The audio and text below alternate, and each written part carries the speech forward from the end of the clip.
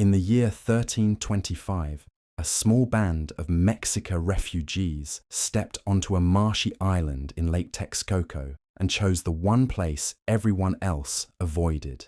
No fertile fields, no solid ground, just reeds, mud, and brackish water. And yet, this is where they decided to build their promised city, because their priests swore they had finally seen the sign. An eagle on a cactus, claiming the lake as destiny. What happened next shouldn't have been possible. They drove wooden stakes into the lakebed, wove reed mats into floating foundations, and piled rich mud on top until the water itself became farmland.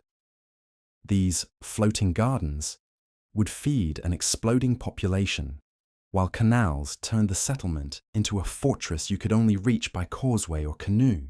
Within a few generations, Tenochtitlan wasn't a desperate camp anymore. It was a capital that would stun hardened Spanish conquerors into silence. If you want more stories like this, drop a like and subscribe. It helps a lot and tells me to keep making these deep dives. Now, let's go back to the beginning. Who the Mexica were, why they were hated as outsiders when they entered the Valley of Mexico, and how a prophecy turned a swamp into the most powerful city in Mesoamerica. The story begins not with grand cities or golden treasures, but with a people in search of home. Long before they became the mighty Aztecs, they called themselves the Mexica, and they wandered the harsh landscapes of northern Mexico, driven by a vision that seemed impossible to fulfill. Their priests spoke of a prophecy delivered by their patron god, Huitzilopochtli, who had promised them a sign that would mark the location of their destined homeland. According to their sacred histories, the Mexica emerged from 7 caves called Chicomostoc, somewhere in the mythical land of Aztlan. This place, whose name would later inspire the term Aztec, represented both their physical origins and their spiritual connection to the divine realm. Archaeological evidence suggests these early Mexica were part of the larger Chichimec peoples, semi-nomadic groups who inhabited the arid regions north of central Mexico during the 12th and 13th centuries. The Great Migration southward began around 1100 CEE, when tribal leaders received divine instructions to abandon their ancestral lands and seek a new home in the fertile valleys of central Mexico. This wasn't simply a matter of following better hunting grounds or seasonal patterns. The Mexica understood their journey as a sacred pilgrimage, guided by supernatural forces that would test their worthiness to inherit the promised land. For over a century, these determined wanderers moved through the Mexican highlands, following the guidance of their priests who carried sacred bundles containing the spiritual essence of their tribal gods. They survived by hunting, gathering, and occasionally raiding settled communities, developing the military skills and fierce independence that would later serve them well as empire builders. Their oral traditions describe encounters with other migrating groups, temporary alliances, devastating conflicts, and the constant challenge of finding food and water in unfamiliar territory. The priesthood played a crucial role during these wandering years, maintaining the complex calendar systems that governed religious observances and interpreting the omens that determined when to move, where to settle temporarily, and which direction to travel next. These spiritual leaders preserved the cultural knowledge that would eventually flower into the sophisticated civilization of Tenochtitlan, including advanced understanding of astronomy, mathematics, and agricultural techniques learned from various peoples they encountered along their route. By 1200 CE, the Mexica had reached the edges of the Valley of Mexico, a high-altitude basin surrounded by snow-capped volcanoes and containing a series of interconnected lakes that supported numerous city-states. This valley represented the heart of Mesoamerican civilization, home to the ruins of ancient Teotihuacan and current center of Toltec cultural influence. The site of this fertile landscape, with its abundant water, rich agricultural potential, and established trade networks, must have seemed like a glimpse of the promised land their priests had described. However, the Valley of Mexico was far from empty territory waiting for new inhabitants. Powerful city-states like Culhuacan, Azcapotzalco, and Texcoco controlled different portions of the valley, each ruling over networks of tributary communities and maintaining complex diplomatic relationships with their neighbors.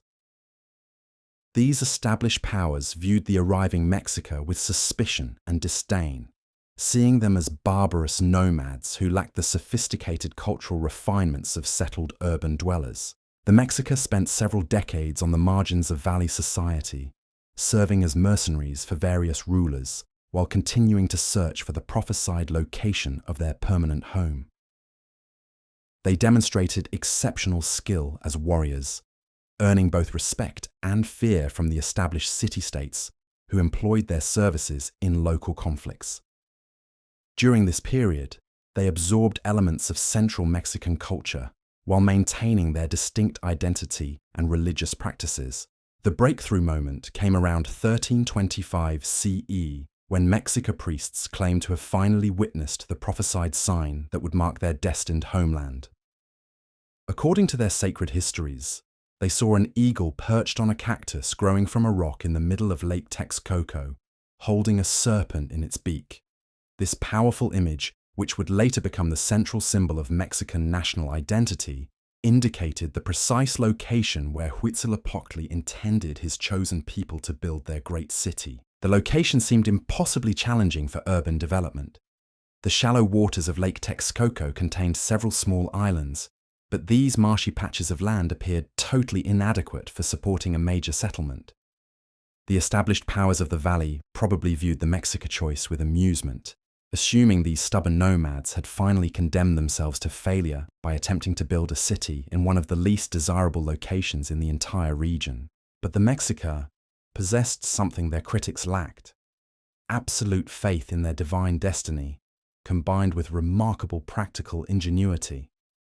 They began the monumental task of transforming their swampy islands into the foundation for what would become the most magnificent city in the Americas.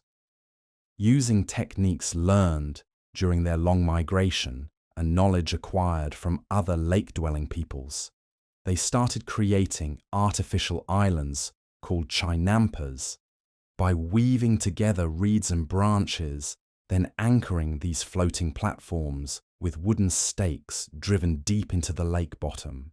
The chinampa system represented one of the most innovative agricultural solutions ever developed in human history.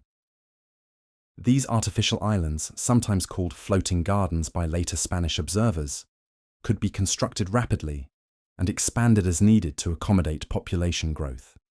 The rich lake bottom provided incredibly fertile growing medium when dredged up and layered onto the platforms, while the surrounding water offered natural irrigation and protection from pests and diseases that plagued mainland agriculture.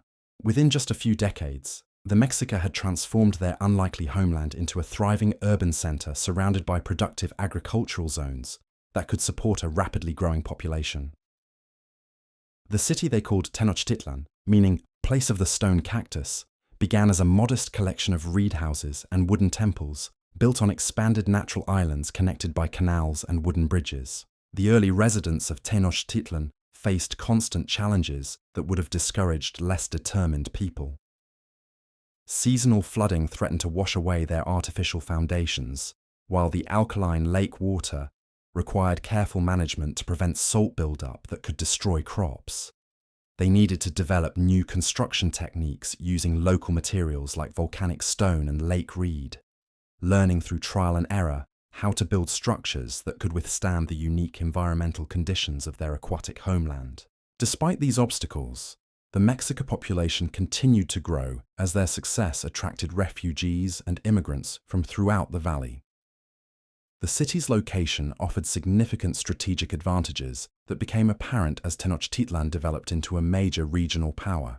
The lake provided natural defense against land-based attacks, while the canal system enabled rapid transportation of goods and military forces throughout the valley. The chinampas produced agricultural surpluses that could support craft specialists, priests, and warriors who weren't directly involved in food production. The social organization that emerged during Tenochtitlan's early decades reflected both the egalitarian traditions of nomadic tribal life and the hierarchical structures observed in established Mesoamerican city-states. Extended family groups called Calpulli formed the basic units of urban organization, with each group controlling specific neighborhoods and maintaining collective responsibility for military service, religious observances, and economic production within their districts.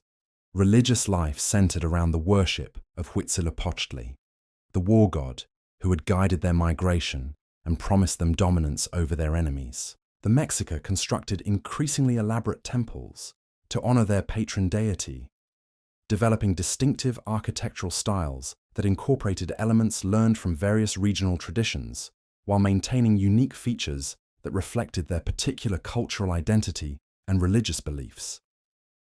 The priesthood continued to play essential roles in community life, maintaining the complex calendar systems that regulated agricultural activities, religious festivals, and military campaigns. These spiritual leaders preserved the oral traditions that connected the growing city to its nomadic origins, while adapting ancient practices to serve the needs of an increasingly sophisticated urban society. By 1350 CE, Tenochtitlan had grown into a significant regional center, with several thousand inhabitants and expanding influence throughout the southern portion of Lake Texcoco. The Mexica had successfully completed the first phase of their transformation from wandering nomads into settled urban dwellers.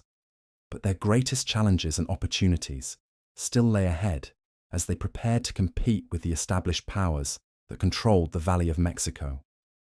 The transformation from regional settlement to imperial power began with a crisis that would either destroy the Mexica forever or forge them into the dominant force of central Mexico.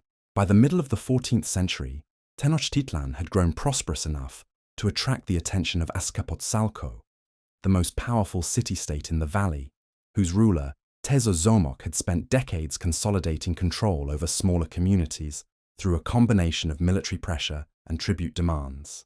The Mexica found themselves caught between impossible choices when Tezozomoc's ambassadors arrived in Tenochtitlan, demanding submission and regular tribute payments. Refusing would mean facing the overwhelming military might of Azcapotzalco and its allied cities, while accepting would reduce their proud people to the status of vassals after all their struggles to establish independence. The debates that raged in Tenochtitlan's council chambers reflected the fundamental tension between practical survival and the divine destiny their priests insisted awaited them.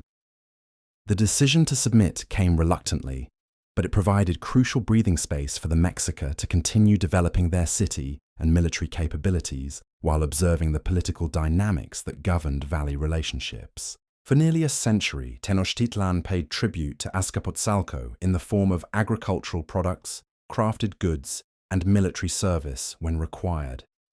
This period of subordination proved invaluable for learning the sophisticated diplomatic and economic systems that connected the various city-states throughout central Mexico.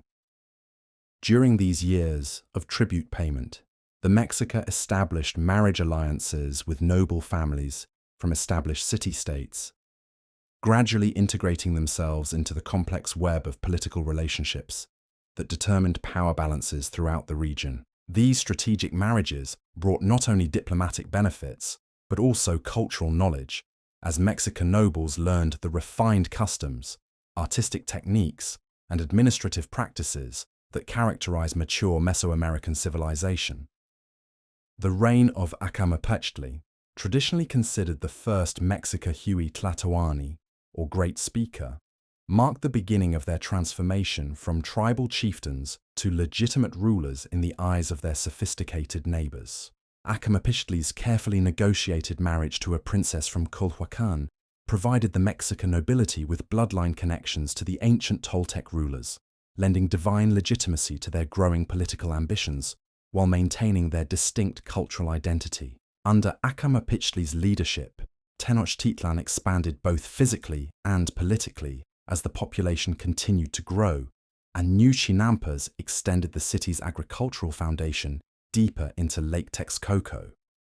The ruler initiated ambitious construction projects that transformed the modest island settlement into an impressive urban center. with stone temples, paved plazas, and residential districts organized according to increasingly complex social hierarchies that reflected both Mexica traditions and adopted Mesoamerican customs. The development of Tenochtitlan's military organization during this period laid the groundwork for future conquests, while serving immediate needs for defense and tribute collection. Young Mexican men received intensive training in combat techniques, weapons handling, and battlefield tactics under the guidance of experienced warriors who had learned their skills during service with various valley rulers. This military education extended beyond mere fighting ability to include strategic thinking, logistics management, and the psychological warfare that would later prove crucial for controlling vast conquered territories. The Mexican military system incorporated innovative elements that distinguished it from traditional Mesoamerican warfare practices. While other city-states relied primarily on noble warriors supported by peasant auxiliaries, the Mexica developed a more egalitarian approach that recognized merit and battlefield achievement regardless of birth circumstances. This meritocratic principle encouraged fierce loyalty and exceptional performance while providing opportunities for social advancement that attracted talented individuals from throughout the region. Religious innovations during this formative period established the theological foundations that would later justify Mexican imperial expansion throughout Mesoamerica. The priesthood developed increasingly sophisticated interpretations of Huitzilopochtli's divine mission, arguing that their patron god required constant warfare to maintain cosmic balance and prevent the destruction of the world. These theological developments transformed military conquest from mere political ambition into sacred obligation, providing powerful motivation for the extraordinary sacrifices that empire building would require. The construction of the Templo Mayor, Tenochtitlan's Great Pyramid Temple, began during this period as a modest structure that would be enlarged and rebuilt multiple times as the city's power and wealth increased. This sacred monument served not only religious functions, but also political purposes, demonstrating Mexican prosperity and cultural sophistication to visitors and ambassadors from throughout the valley. The temple's twin shrines honored both Huitzilopochtli and Tlaloc, the ancient rain god whose worship connected the Mexica to the broader Mesoamerican religious tradition, while maintaining their particular cultural identity. The economic development that accompanied Tenochtitlan's political emergence created new social classes and occupational specializations that transformed Mexican society from its nomadic origins. Skilled craftsmen produced increasingly sophisticated goods for both local consumption and regional trade, while merchants established commercial networks that would later facilitate imperial expansion. These economic changes generated the wealth necessary for supporting full-time warriors, priests, and administrators, while creating surplus resources that could be invested in monumental construction projects and military campaigns. The reign of Huitzilopochtli, Acamapichtli's successor, marked a crucial turning point in Mexican political development as the new ruler pursued more aggressive expansion policies while maintaining the diplomatic relationships that protected Tenochtitlan from premature confrontation with superior forces. Huitzilopochtli's marriage to a daughter of Tezozomoc represented the pinnacle of Mexican diplomatic achievement, temporarily securing their position within Azcapotzalco's sphere of influence, while providing opportunities for further political advancement. Under Huitzilopochtli's leadership, the Mexica began their first independent military campaigns against smaller communities around Lake Texcoco, gaining valuable experience in conquest and territorial administration, while demonstrating their growing military capabilities to potential allies and enemies. These early victories provided not only material wealth through tribute collection, but also captives for the religious ceremonies that were becoming increasingly central to Mexican cultural identity. The development of human sacrifice as a central element of Mexican religious practice during this period reflected both theological beliefs about cosmic maintenance and practical considerations about political control. The elaborate ceremonies that accompanied military victories served to honor the gods who had granted success while intimidating potential enemies and reinforcing social hierarchies within Tenochtitlan itself. These rituals also provided opportunities for displaying captured wealth and demonstrating the ruler's ability to provide divine favor for his people. The transformation of Tenochtitlan's physical appearance accelerated during Huitzilopochtli's reign as tribute wealth enabled increasingly ambitious architectural projects that rivaled those of established regional powers. The expansion of the Templo Mayor, the construction of noble palaces, and the development of elaborate market areas demonstrated Mexica prosperity while providing venues for the ceremonial activities that reinforced political authority and religious devotion. The social changes that accompanied political and economic development created new tensions within Mexica society, as traditional egalitarian values conflicted with the hierarchical structures necessary for governing an increasingly complex urban center. The emergence of distinct noble and commoner classes challenged ancient customs while providing the administrative efficiency required for managing territorial expansion and tribute collection from conquered communities. Educational institutions developed during this period to train young Mexican nobles in the sophisticated skills required for governing a growing empire, including literacy in pictographic writing systems, mathematical computation for tribute assessment, and diplomatic protocol for managing relationships with foreign rulers. These schools also preserved and transmitted the cultural knowledge that maintained Mexican identity while adapting to changing political circumstances. The reign of Chimalpopoca, the third Mexica ruler, ended in crisis when political upheavals throughout the valley threatened to destroy everything his predecessors had built. The death of Tezozomoc created a succession dispute in Azcapotzalco that provided the Mexica with both opportunity and mortal danger as competing claimants sought their support while viewing them as potential threats to established power relationships. The decision to support Tezozomoc's designated heir proved disastrous when a rival faction gained control of Azcapotzalco and immediately moved to eliminate potential opposition throughout the valley. The assassination of Chimalpopoca in 1427 CE marked the end of Mexica's subordination and the beginning of their struggle for independence, survival, and ultimately dominance over the entire region. The crisis that followed Chimalpopoca's death would either crush the Mexica forever or transform them into the imperial power their priests had always proclaimed they were destined to become. The choice of his successor would determine not only Tenochtitlan's immediate survival, but the future of Mesoamerican civilization itself. The selection of Itzcoatl as the fourth ruler of Tenochtitlan marked the beginning of the most dramatic transformation in Mexica history. Unlike his predecessors who had navigated the delicate balance of tribute payment and diplomatic submission, Itzcoatl faced an existential crisis that demanded either complete surrender or total victory.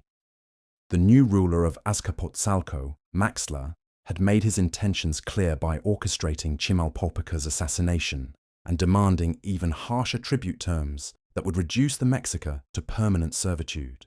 The debates that raged in Tenochtitlan's council chambers during those desperate days revealed the fundamental divide between those who counseled pragmatic submission and the faction that demanded resistance regardless of the consequences. Itzcoatl found himself supported by his nephew Tlacaelel, a brilliant young noble whose strategic vision would reshape not only Mexican military tactics, but their entire understanding of their divine mission and imperial destiny.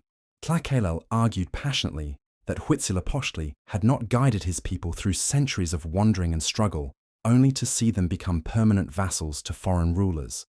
The war god demanded that his chosen people fulfill their cosmic role as conquerors and empire builders, regardless of the immediate military disadvantages they faced. This theological argument provided the spiritual foundation for what would become the most audacious military gamble in Mesoamerican history. The decision to rebel against Azcapotzalco required careful preparation and diplomatic maneuvering that demonstrated the sophisticated political skills the Mexica had developed during their decades of subordination.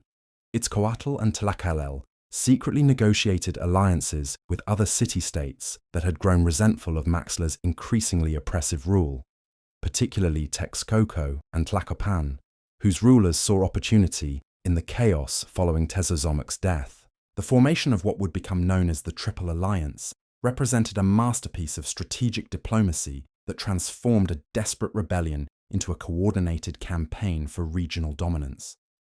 Each partner brought essential strengths to the coalition. Texcoco provided intellectual leadership and administrative expertise. Tlacopan contributed agricultural resources and strategic territory, while Tenochtitlan offered the most motivated and disciplined military force in the valley. The war that followed lasted 4 years and transformed the political landscape of central Mexico forever. The Mexica warriors who had learned their skills as mercenaries in valley conflicts now fought with the desperate courage of people defending their homeland and divine destiny.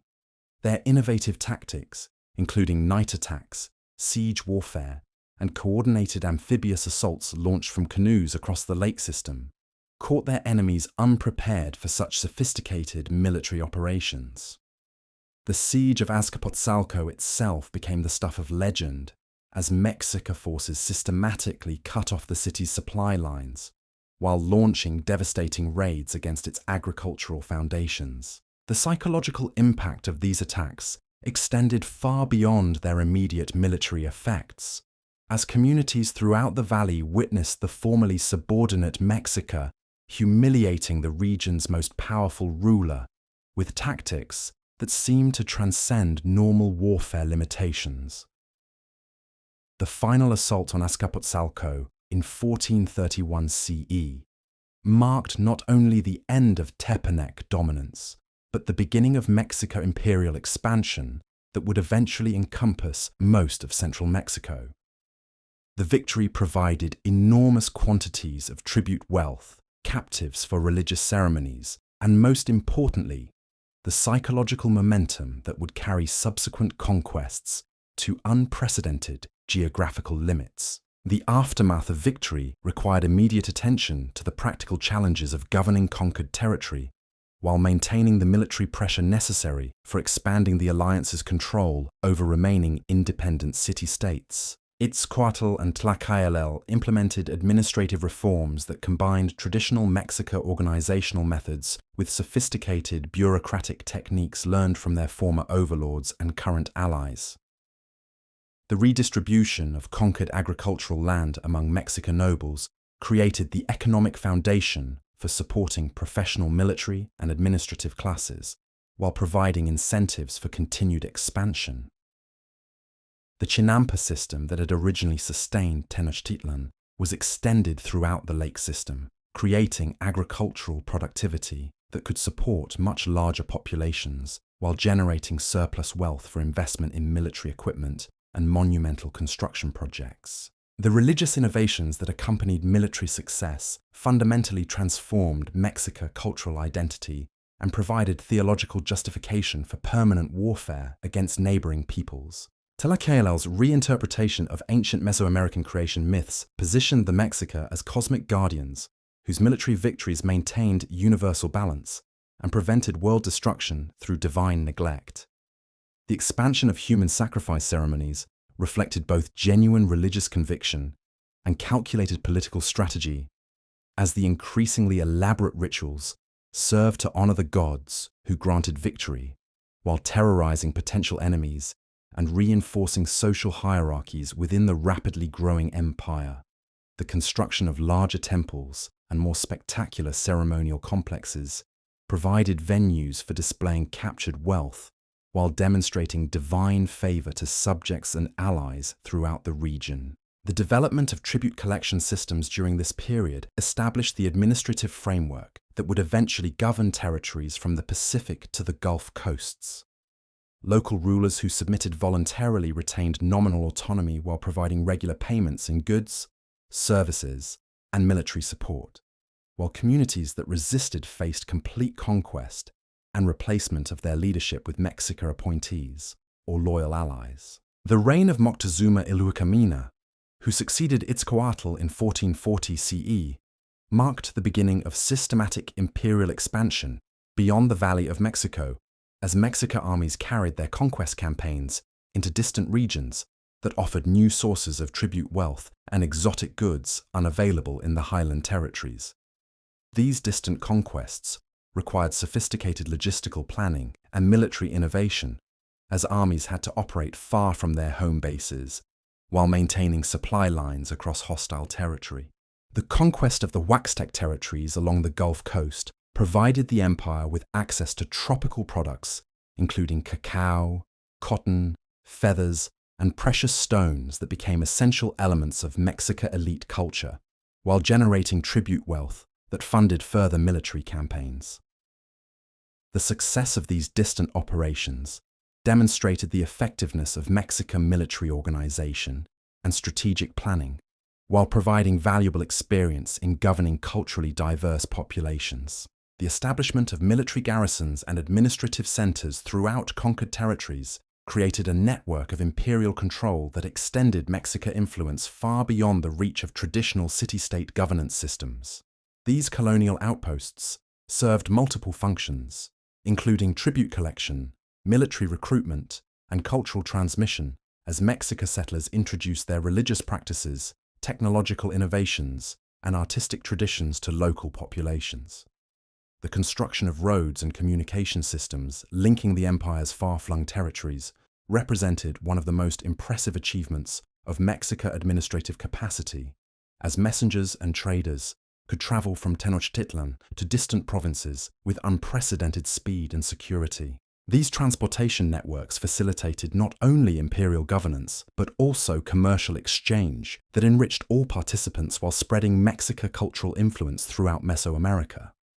The development of tribute lists and accounting systems during Moctezuma Ilhuicamina's reign created detailed records of imperial resources that enabled sophisticated economic planning, while providing modern historians with invaluable documentation of Mexican administrative capabilities. These documents reveal the enormous wealth that flowed into Tenochtitlan from conquered territories, including millions of cotton mantles, tons of precious metals, thousands of decorated shields, and countless other products that sustained the empire's growing population and ambitious construction projects. The social changes that accompanied imperial expansion created new opportunities and challenges for Mexican society as traditional class distinctions evolved to accommodate the complex requirements of governing a multi-ethnic empire spanning diverse geographical and cultural regions. The emergence of professional merchant classes, specialized craft guilds, and regional administrative hierarchies transformed Tenochtitlan from a modest city-state into the cosmopolitan capital of Mesoamerica's largest empire. The educational innovations implemented during this period established schools and training programs that prepared young Mexican nobles for careers in imperial administration, while preserving the cultural knowledge that maintained ethnic identity, despite increasing exposure to foreign influences. These institutions also served to indoctrinate conquered elites in Mexican values and practices, creating loyalty among regional leaders who might otherwise have supported independence movements. The religious syncretism that emerged as the empire expanded demonstrated remarkable flexibility in incorporating local deities and ceremonial practices into the broader Mexican theological framework, while maintaining the central importance of Huitzilopochtli and the cosmic mission that justified imperial expansion. This adaptive approach to religious diversity enabled the empire to govern culturally distinct populations without provoking the religious rebellions that might have undermined imperial stability. The architectural achievements of this period transformed Tenochtitlan into one of the world's most impressive urban centers, as tribute wealth funded massive construction projects that rivaled anything in contemporary Europe or Asia. The expansion of the Templo Mayor, the construction of elaborate palace complexes, and the development of sophisticated water management systems created a capital city whose magnificence would astound Spanish conquistadors when they first glimpsed it nearly a century later.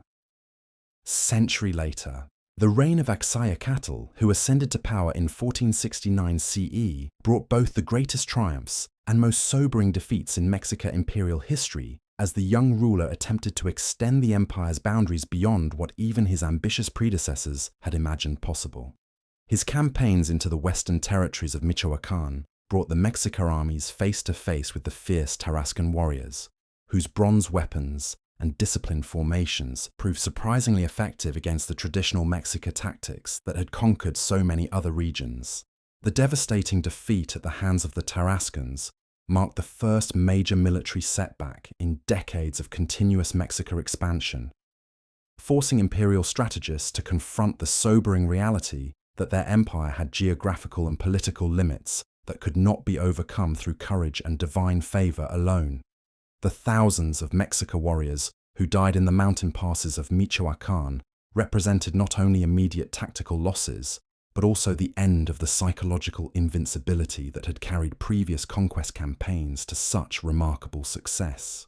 Yet Axayacatl's reign also witnessed the completion of one of the most ambitious urban development projects in human history, as Tenochtitlan reached its full architectural magnificence through construction programs that transformed the island capital into a metropolis rivaling Constantinople or any other contemporary world city. The massive expansion of the ceremonial district created space for increasingly elaborate religious festivals that could accommodate hundreds of thousands of participants from throughout the empire, while demonstrating imperial wealth and divine favor to visiting dignitaries from independent kingdoms. The engineering marvels that supported this urban growth included sophisticated aqueduct systems that brought fresh water from mountain springs across miles of challenging terrain, elaborate drainage networks that prevented seasonal flooding despite the city's vulnerable lake location, and innovative construction techniques that enabled multi-story buildings on the artificial island foundations that formed Tenochtitlan's urban core. The population explosion that accompanied imperial success created both opportunities and challenges for Mexica administrators as the capital's residents swelled to perhaps 200,000 people, making it larger than any European city of the same period. The complex logistics of feeding, housing, and governing such enormous urban concentrations required administrative innovations that pushed Mexica's organizational capabilities to their absolute limits while creating new forms of social organization that would influence Mesoamerican urban development for generations. The marketplace of Tlatelolco, Tenochtitlan's sister city that had been conquered and incorporated during Axayacatl's reign, became the commercial heart of the Americas as merchants from throughout Mesoamerica gathered daily to exchange goods, ranging from local produce to exotic luxuries transported across thousands of miles of imperial territory. Spanish observers would later estimate that this single market served over 60,000 customers on busy days, conducting commercial transactions that rivaled the great trading centers of Europe and Asia. The cultural flowering that accompanied imperial wealth and urban sophistication produced artistic achievements that represented the culmination of centuries of Mesoamerican creative development. Master craftsmen working with materials gathered from across the empire created sculptures, jewelry, textiles, and architectural decorations whose beauty and technical sophistication astounded even sophisticated European observers accustomed to Renaissance artistic achievements. The development of historical records during this period created the first systematic documentation of Mexica cultural traditions and imperial achievements, as scribes trained in pictographic writing systems produced detailed chronicles that preserved knowledge of royal genealogies, military campaigns, religious ceremonies, and administrative procedures. These codices represent invaluable sources for understanding Mexica civilization while demonstrating the intellectual sophistication that characterized imperial court culture. The reign of Tizoc, Axayacatl's successor, proved disappointing to many Mexican nobles who expected continued military expansion and imperial glory following the temporary setbacks of the previous reign. Tizoc's focus on consolidating existing territorial gains rather than pursuing ambitious new conquests frustrated the warrior classes whose social status and economic prosperity depended on successful military campaigns that provided opportunities for advancement and wealth accumulation. The mysterious circumstances surrounding Tizoc's death after only 5 years of rule suggested the intense political pressures that imperial rulers faced when their policies failed to meet the expectations of powerful military and religious factions. The succession crisis that followed revealed the underlying tensions within Mexican society between different approaches to imperial governance and the proper balance between expansion and consolidation. The selection of Ahuitzotl as the 8th Mexica ruler in 1486 CE restored the aggressive expansionist policies that had built the empire while introducing new levels of military sophistication and administrative efficiency that would carry Mexica power to its greatest geographical extent. Ahuitzotl's personality combined the tactical brilliance of a professional soldier with the strategic vision of an imperial statesman, enabling him to coordinate multiple simultaneous campaigns across vast distances while maintaining effective governance of previously conquered territories. The southern campaigns that dominated Ahuitzotl's reign extended Mexica control deep into the tropical regions of modern Guatemala and El Salvador, bringing the empire into contact with Maya city-states whose sophisticated astronomical knowledge and architectural achievements rivaled anything in central Mexico. These distant conquests required innovative military logistics and diplomatic strategies, as Mexica armies operated in unfamiliar environments against enemies whose tactics and technologies differed substantially from those encountered in previous campaigns. The enormous wealth that flowed into Tenochtitlan from these tropical conquests funded the most spectacular construction project in Mexica history, as Ahuitzotl ordered the complete rebuilding of the Templo Mayor on a scale that dwarfed all previous versions. The dedication ceremonies for this architectural marvel lasted 4 days and involved the sacrifice of thousands of captives taken in recent military campaigns, creating a religious spectacle whose magnificence and horror became legendary throughout Mesoamerica. The administrative reforms implemented during Ahuitzotl's reign created the governmental structures that would govern the empire during its final decades, as imperial bureaucrats developed increasingly sophisticated methods for assessing tribute obligations, managing provincial affairs, and coordinating military operations across multiple theaters simultaneously. These innovations enabled the empire to function effectively, despite its enormous geographical extent and cultural diversity. The educational systems that emerged during this period reflected the empire's need for trained administrators, military leaders, and religious specialists who could govern conquered populations while maintaining Mexican cultural identity and imperial loyalty. The Carmacac schools that educated noble children provided rigorous training in pictographic writing, astronomical calculation, military strategy, and religious doctrine, while instilling the values of service, sacrifice, and imperial devotion that sustained Mexican governance.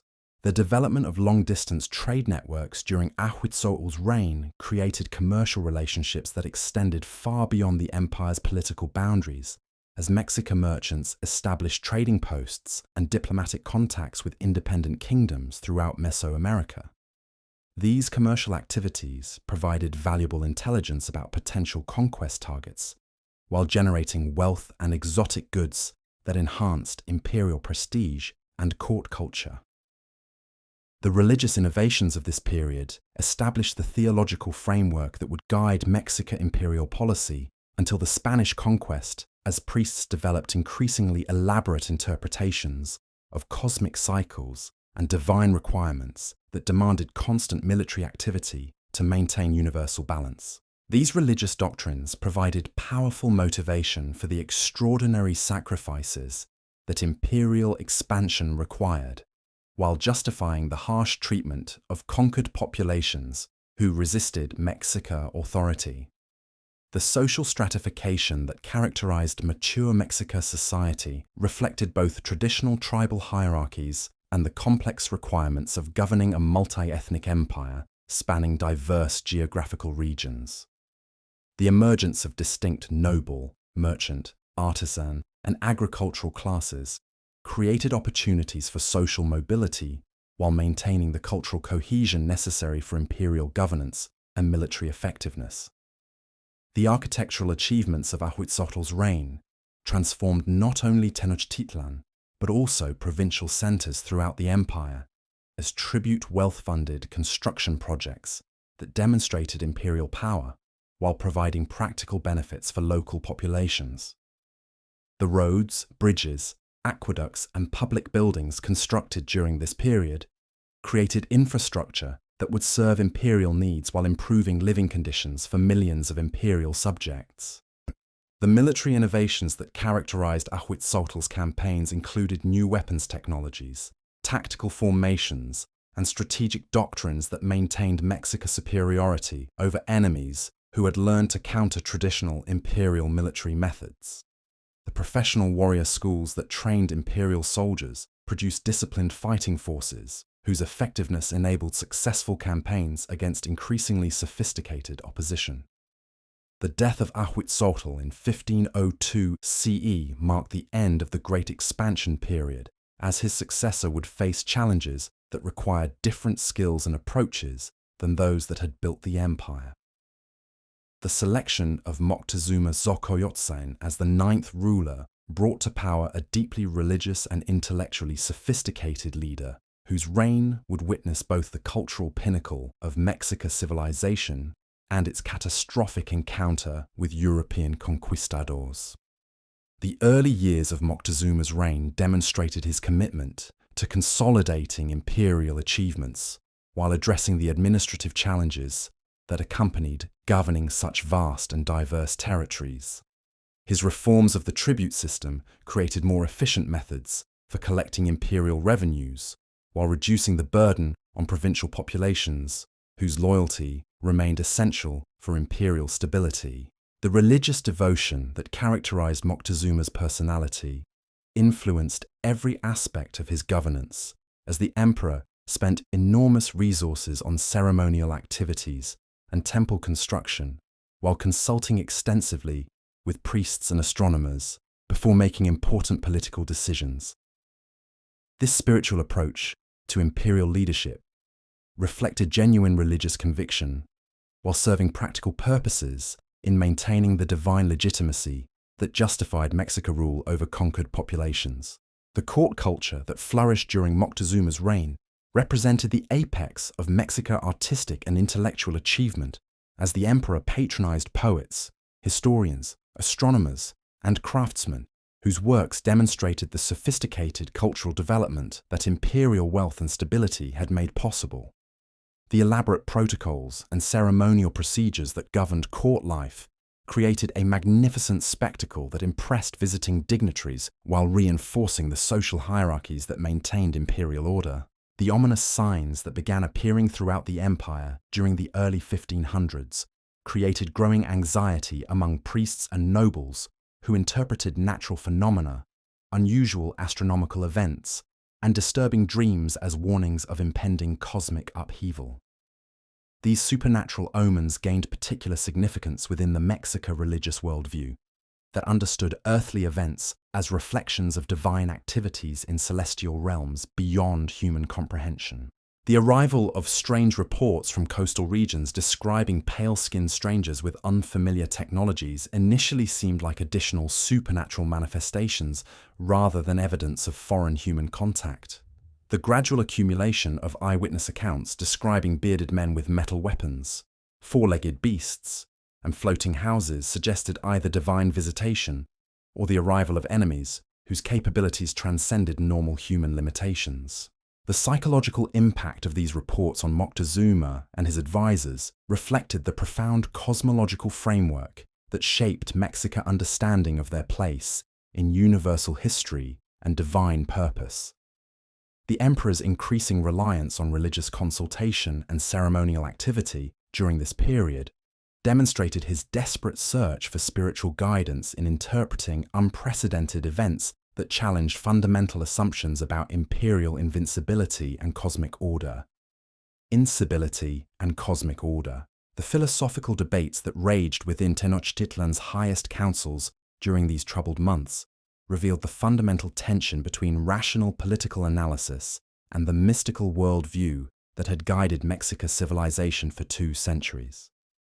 Tlacaelel's descendants, now serving as principal advisors to Moctezuma, argued for immediate military preparation against these unknown invaders, while the emperor's closest religious confidants insisted that supernatural events required supernatural responses rather than conventional warfare. The coastal reconnaissance missions dispatched throughout 1518 and early 1519 brought back increasingly detailed and disturbing intelligence about Spanish capabilities and intentions. These reports described weapons that produced thunder and lightning, animals larger than deer that carried armored warriors, and metal tools whose sharpness exceeded anything produced by Mexica craftsmen. Most troubling of all, the strangers seemed immune to diseases that had begun appearing in coastal communities following their visits. The strategic dilemma facing Moctezuma intensified as Spanish expeditions under Francisco Hernández de Córdoba and Juan de Grijalva established temporary bases along the Yucatan coast and began systematic exploration of the Gulf territories. The emperor's intelligence network, refined through centuries of imperial administration, provided detailed accounts of Spanish military tactics, technological capabilities, and apparent interest in gathering information about the interior kingdoms that controlled Mesoamerica's wealth.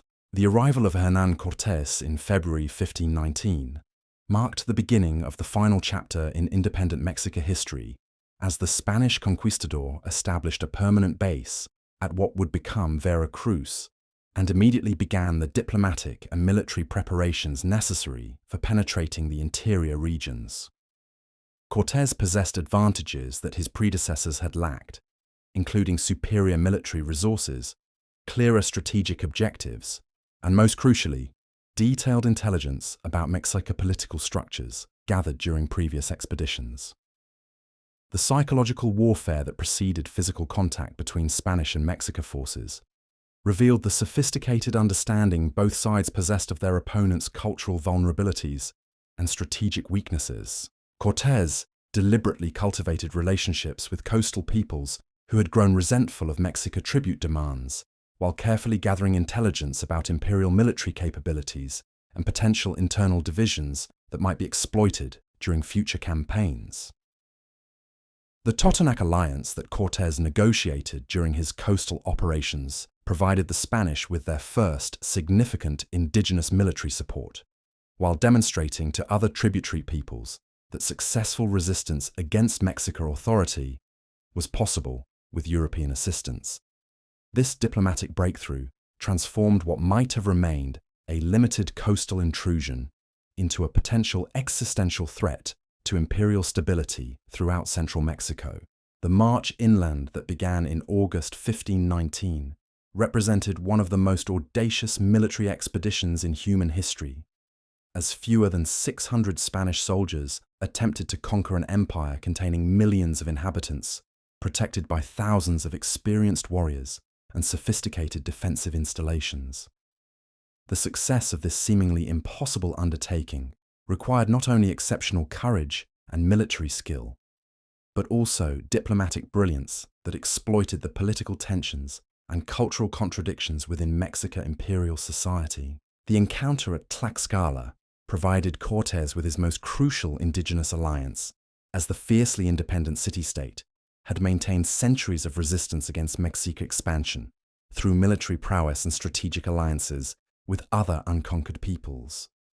The Tlaxcalan decision to support Spanish objectives, rather than defending regional independence against foreign invasion, reflected their desperate desire for revenge against the Mexican overlords who had repeatedly humiliated their armies and devastated their territories. The massacre at Cholula demonstrated Spanish willingness to employ extreme violence against potential enemies while serving warning to other communities about the consequences of resistance. The systematic slaughter of thousands of Cholulan nobles during what appeared to be peaceful negotiations created terror throughout central Mexico while establishing Spanish reputation for ruthlessness that would influence subsequent diplomatic encounters. The psychological impact of Spanish military demonstrations extended far beyond their immediate tactical effects, as indigenous observers struggled to comprehend weapons and tactics that seemed to transcend normal warfare limitations. The thunderous roar of cannons, the devastating effectiveness of steel weapons against traditional armor, and the mobility provided by cavalry created impressions of supernatural power that undermined indigenous confidence while enhancing Spanish psychological advantages. The religious dimensions of Spanish indigenous contact added additional layers of complexity to military and political calculations as both sides attempted to understand their opponents within familiar theological frameworks. Spanish missionaries interpreted indigenous religious practices as demonic influences that required elimination through conversion or conquest, while Mexica priests struggled to determine whether Europeans represented divine visitation or cosmic threat requiring appropriate ritual responses. The intelligence network that provided Moctezuma with detailed reports about Spanish capabilities and intentions created unprecedented challenges for imperial decision-making as the emperor received contradictory assessments of European strengths, weaknesses, and ultimate objectives. Some advisors advocated immediate military action, while the strangers remained vulnerable in unfamiliar territory, while others counseled diplomatic engagement that might reveal Spanish intentions without provoking unnecessary conflict. The theological crisis that gripped Mexican religious leadership during this period reflected fundamental uncertainties about divine will and cosmic purpose that had guided imperial expansion for generations. The priests who had interpreted military victories as evidence of divine favor now faced the challenge of explaining apparent supernatural support for foreign invaders whose religious practices contradicted everything sacred in Mexican tradition. The economic calculations that influenced imperial policy during these crucial months involved assessments of the costs and benefits of different response strategies to Spanish penetration. Military resistance would require enormous resources while risking the destruction of infrastructure and population that generated imperial wealth, while accommodation might preserve existing prosperity at the cost of political independence and cultural autonomy. The social tensions that emerged as news of Spanish advances spread throughout the empire revealed underlying weaknesses in imperial cohesion that external enemies might exploit for strategic advantage. Conquered peoples who had never fully accepted Mexican authority began calculating whether European alliance offered opportunities for independence, while Mexican nobles debated whether resistance or accommodation better served their class interests. The diplomatic protocols that governed initial Spanish-Mexica contact reflected both sides' attempts to gather intelligence while avoiding premature military confrontation that might prove disadvantageous. The elaborate gift exchanges and ceremonial procedures that characterized early meetings served practical purposes in assessing opponents' capabilities while maintaining appearances of peaceful interaction that neither side was prepared to abandon. The technological disparities that distinguished Spanish and indigenous military capabilities extended beyond weapons and armor, to include fundamental differences in strategic thinking, tactical organization, and logistical support that would prove decisive in subsequent conflicts. European military doctrine emphasized concentrated force and technological superiority, while Mexica traditions relied on numerical advantages and ritual combat that had proven effective against indigenous opponents. The cultural misunderstandings that complicated Spanish-indigenous relations reflected profound differences in worldview and social organization that made meaningful communication extremely difficult despite the availability of translators. European concepts of property, political authority, and religious truth conflicted fundamentally with Mesoamerican traditions, while indigenous protocols and ceremonial requirements seemed incomprehensible to Spanish observers. The medical catastrophes that began affecting indigenous populations following European contact represented perhaps the most devastating aspect of cultural collision, as diseases unknown in the Americas spread rapidly through populations lacking natural immunity. The demographic collapse that accompanied epidemic disease undermined indigenous military capabilities while creating social chaos that facilitated European conquest and control. The environmental factors that influenced military operations during this period included seasonal weather patterns, geographical obstacles, and agricultural cycles that affected both Spanish and indigenous strategic planning. The timing of European arrival coincided with harvest seasons that provided abundant food supplies, while dry season conditions facilitated rapid movement across terrain that might otherwise have proven impassable. The November 15th, 19 entry into Tenochtitlan represented the climactic moment when two civilizations that had developed in complete isolation finally confronted each other within the heart of the Mexican Empire. The elaborate ceremonial reception that Moctezuma arranged for Cortés reflected both genuine diplomatic courtesy and desperate hope that peaceful accommodation might preserve imperial authority while satisfying Spanish demands for wealth and recognition. The architectural magnificence that greeted Spanish eyes as they crossed the great causeways connecting Tenochtitlan to the mainland exceeded anything in their previous experience, as the island capital displayed urban sophistication that rivaled European cities, while demonstrating engineering capabilities that seemed almost supernatural. The systematic layout of canals, gardens, temples, and residential districts created an urban environment whose beauty and functionality impressed even the conquistadors who had come to destroy it. The economic abundance visible throughout Tenochtitlan's markets and residential areas provided concrete evidence of imperial wealth that confirmed Spanish expectations while revealing the sophisticated commercial and administrative systems that sustained such prosperity. The variety of goods available for purchase or trade demonstrated the geographical extent of imperial control, while the organizational efficiency of market operations revealed administrative capabilities that enabled effective governance of vast territories. The religious ceremonies that Spanish observers witnessed during their stay in Tenochtitlan created profound cultural shock as European Christians confronted ritual practices that seemed to confirm their worst preconceptions about indigenous spiritual beliefs. The scale and elaborateness of human sacrifice ceremonies horrified Spanish sensibilities, while providing justification for the missionary activities that would accompany military conquest. The political tensions that developed during the Spanish residence in Tenochtitlan reflected fundamental incompatibilities between European and indigenous concepts of political authority, diplomatic protocol, and appropriate relationships between rulers and subjects. Cortés's demands for tribute and territorial concessions conflicted with Mexica traditions, while Spanish religious requirements threatened the theological foundations that legitimized imperial authority. The military preparations that both sides conducted during the uneasy months of coexistence revealed their mutual recognition that peaceful accommodation was probably impossible despite public protestations of friendship and cooperation. Spanish construction of fortifications within their assigned quarters, while gathering intelligence about imperial military capabilities, paralleled Mexican efforts to assess European vulnerabilities and develop tactical responses to unfamiliar weapons and strategies.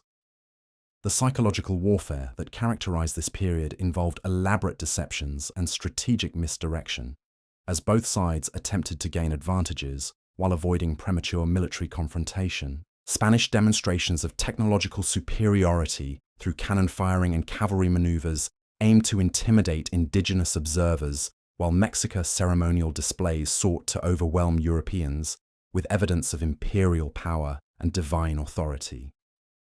The intelligence gathering that dominated Spanish activities during their Tenochtitlan residence provided detailed knowledge of imperial military resources, defensive installations, and potential allies or enemies that would prove crucial during subsequent military operations. The systematic mapping of urban layout, identification of key personnel, and assessment of popular attitudes created comprehensive understanding that enabled effective strategic planning. The cultural exchanges that occurred during this period of forced coexistence produced mutual influences that would affect both European and indigenous development long after military conflicts ended. Spanish exposure to indigenous knowledge about agriculture, medicine, and natural resources provided valuable information, while indigenous observation of European technologies and organizational methods offered insights that some communities would later exploit for their own purposes.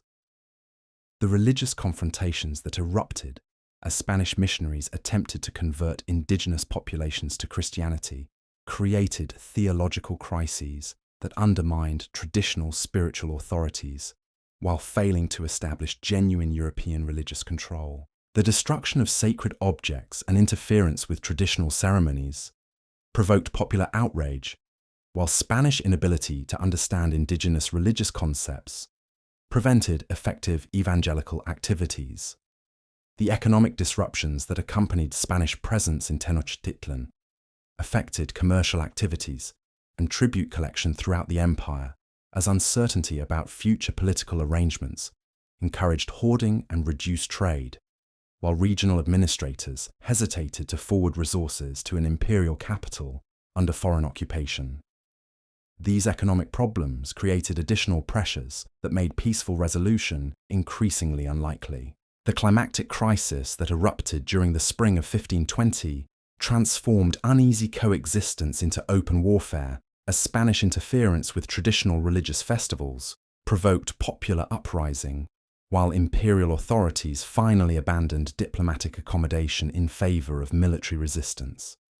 The massacre of indigenous nobles during the Feast of Toxcatl eliminated potential moderate voices while confirming Spanish willingness to employ extreme violence against cultural and religious targets. The siege warfare that followed Spanish retreat from Tenochtitlan demonstrated both indigenous determination to expel foreign invaders and European capability to sustain military operations despite overwhelming numerical disadvantages. The systematic destruction of urban infrastructure that characterized this prolonged conflict created humanitarian catastrophes while revealing the tactical innovations that both sides developed in response to unprecedented military challenges. The final assault that began in May 1521 marked the culmination of centuries of Mexican imperial development and the beginning of Spanish colonial domination that would transform Mesoamerican civilization forever. The defenders who fought with desperate courage in the ruins of their magnificent capital represented the end of independent indigenous political authority, while the conquistadors who systematically demolished everything beautiful and sacred demonstrated European determination to impose complete cultural transformation. The surrender of Cuauhtémoc on August 13, 1521, marked not merely military defeat, but the end of a worldview that had sustained Mexican civilization through centuries of triumph and expansion, leaving survivors to confront the challenge of preserving their cultural identity within colonial systems designed to eliminate indigenous traditions and impose European religious and social authority throughout the Americas. The Americas. The collapse of Tenochtitlan sent shockwaves throughout the vast network of tributary cities and provinces that had formed the backbone of Mexican imperial power. News of the capital's fall travelled along the same roads and waterways that had once carried tribute and imperial commands. But now these communication networks spread despair and uncertainty rather than the confident authority that had held the empire together for nearly 2 centuries. In the immediate aftermath of conquest, Spanish forces moved swiftly to secure strategic locations throughout central Mexico while preventing the formation of organized indigenous resistance movements. Cortés understood that military victory meant nothing without effective political control, and he immediately began implementing administrative systems designed to transform defeated enemies into productive colonial subjects who would generate wealth for Spanish crown and conquistadors alike. The psychological impact of defeat extended far beyond military casualties to encompass the complete collapse of religious and philosophical frameworks that had given meaning to Mexican existence. The priests who had interpreted every aspect of daily life through cosmic cycles and divine will now face the impossible task of explaining how their gods had permitted such catastrophic defeat at the hands of foreign invaders whose very existence contradicted fundamental theological assumptions. The demographic catastrophe that accompanied Spanish conquest created social chaos that facilitated European control while devastating indigenous communities throughout central Mexico. Epidemic diseases continued spreading through populations that lacked natural immunity, creating mortality rates that reached 70 to 90% in some regions, and eliminating entire communities whose knowledge and cultural traditions disappeared forever with their final survivors. The cultural destruction that followed military conquest involved systematic elimination of indigenous religious practices, educational institutions, and artistic traditions that Spanish authorities viewed as obstacles to Christian conversion and colonial control. The burning of countless codices containing historical records, astronomical knowledge, and literary achievements represented intellectual losses comparable to the destruction of ancient Alexandria's library. Yet even amid this devastation, elements of Mexican civilization proved remarkably resilient as surviving communities developed innovative strategies for preserving essential cultural knowledge while adapting to colonial requirements. Indigenous scribes learned Spanish writing systems and used these new tools to record traditional histories, while craftsmen incorporated European techniques into ancient artistic traditions that continued evolving throughout the colonial period. The architectural legacy of Tenochtitlan disappeared beneath Spanish construction projects that deliberately obliterated indigenous monuments while recycling their materials for European-style buildings designed to demonstrate colonial authority and religious triumph.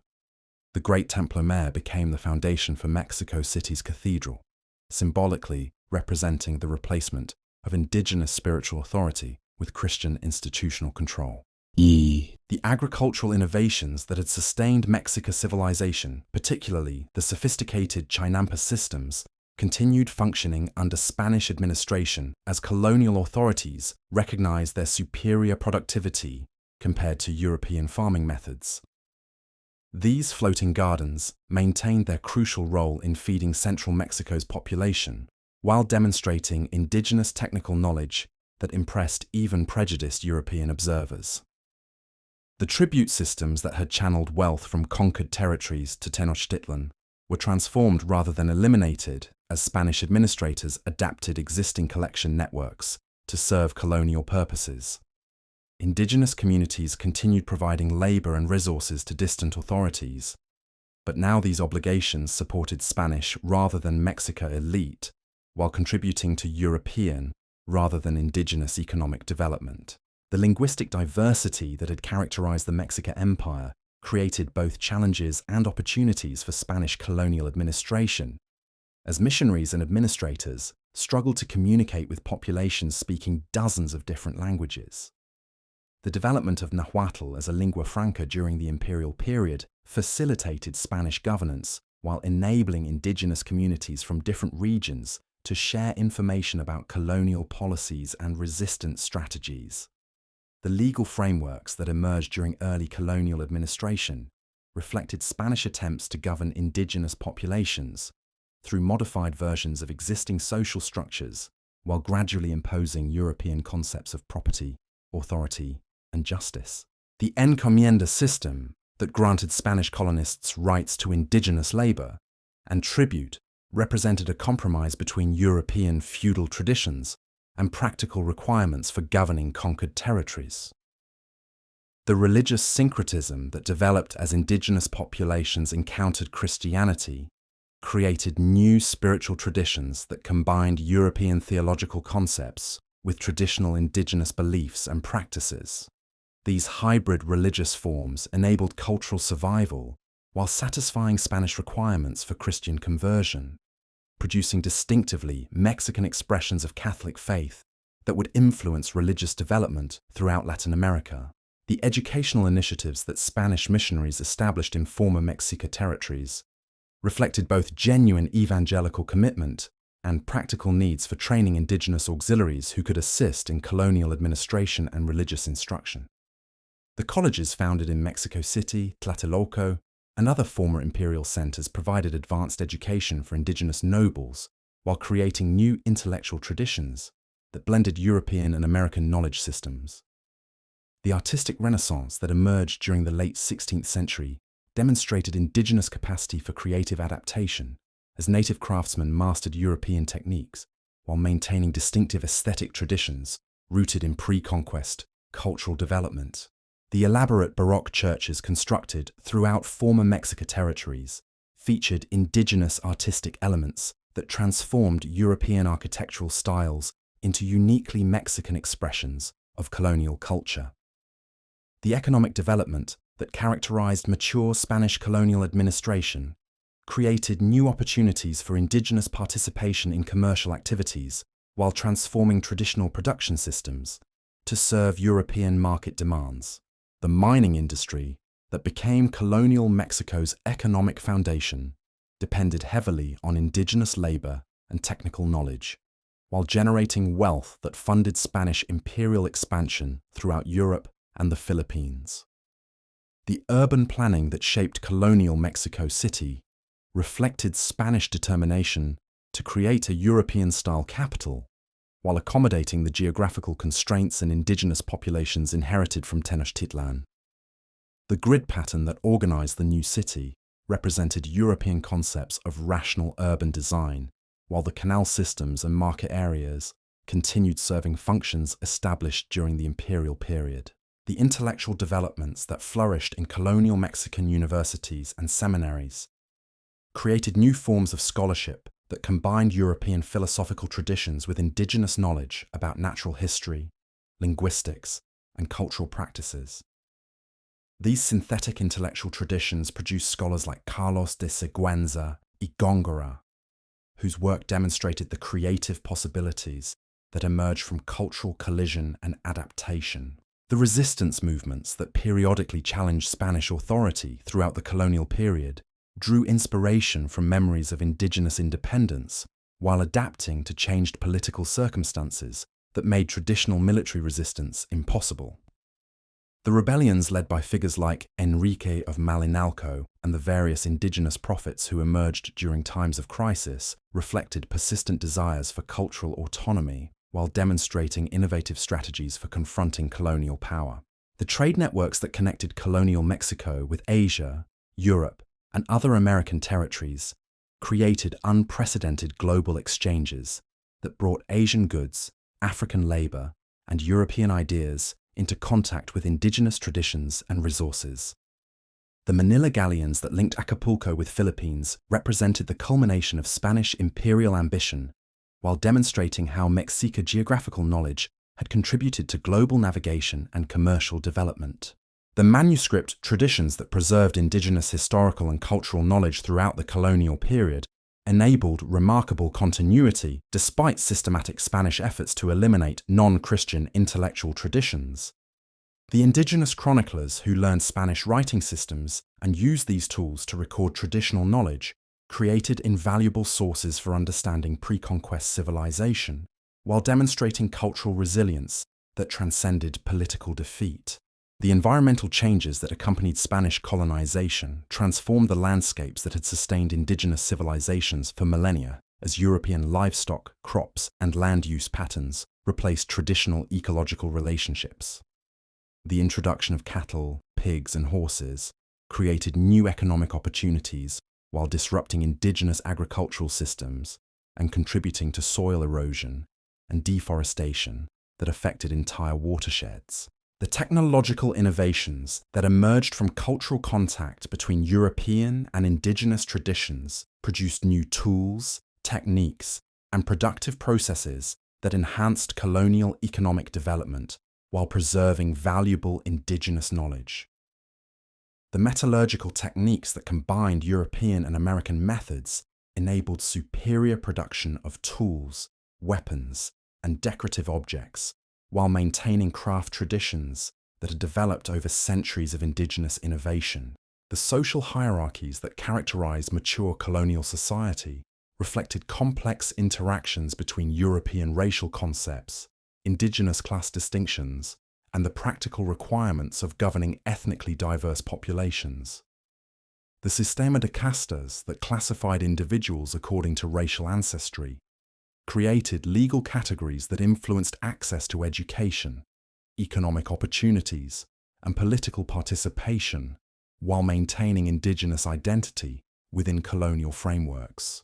The musical traditions that developed during the colonial period demonstrated remarkable creativity in combining European instruments and compositional techniques with indigenous rhythms, melodies, and ceremonial functions. The sacred music produced in colonial churches incorporated native musical elements while serving Christian liturgical purposes, creating distinctively Mexican expressions of religious devotion that influenced musical development throughout Latin America. The medical knowledge that Spanish physicians encountered in former Mexica territories provided valuable information about indigenous healing practices, pharmaceutical preparations, and surgical techniques that enhanced European medical understanding while preserving traditional therapeutic knowledge. The botanical gardens established in colonial Mexico City became centers for studying American medicinal plants, while training indigenous healers in European medical practices. The architectural innovations that characterized colonial church construction reflected indigenous mastery of European building techniques, while incorporating traditional design elements and decorative motifs that created uniquely Mexican Baroque styles. The elaborate facades that adorned colonial churches demonstrated indigenous artistic capabilities while serving Spanish requirements for impressive religious architecture that would attract and instruct indigenous populations. The literary developments that emerged as indigenous writers mastered Spanish and Latin created new forms of expression that combined European literary techniques with traditional narrative traditions and historical knowledge. The works of indigenous chroniclers, like Fernando Alvarado Tezozomoc and Hernando Alvarado, provided invaluable documentation of pre-conquest history, while demonstrating sophisticated understanding of European literary conventions. The philosophical syntheses that developed in colonial Mexican universities reflected creative engagement between European scholastic traditions and indigenous intellectual heritage, as scholars attempted to reconcile Christian theology with American cultural experiences. These intellectual developments contributed to distinctive Mexican approaches to questions about human nature, political authority, and cultural identity that would influence independence movements and national development. The commercial innovations that enabled long-distance trade between Mexico and global markets depended heavily on indigenous knowledge about geography, navigation, and resource exploitation, while creating new forms of economic organization that transcended traditional regional boundaries. The merchant networks that connected Mexico City with Manila, Seville, and other imperial centers demonstrated how colonial administration had transformed indigenous commercial knowledge into tools for global economic expansion. The agricultural adaptations that enabled successful cultivation of European crops in American environments required extensive indigenous knowledge about soil conditions, climate patterns, and farming techniques, while creating new forms of rural organization that combined European estate management with traditional labor practices. The hacienda system that dominated colonial agriculture represented synthesis between European feudal traditions and indigenous community structures. The transportation systems that connected colonial Mexico's diverse regions adapted indigenous road networks and navigation techniques to serve Spanish administrative and commercial needs, while creating infrastructure that would influence national development long after independence. The maintenance of these communication networks required continuing indigenous labor and technical knowledge, while facilitating cultural exchange that enriched colonial civilization.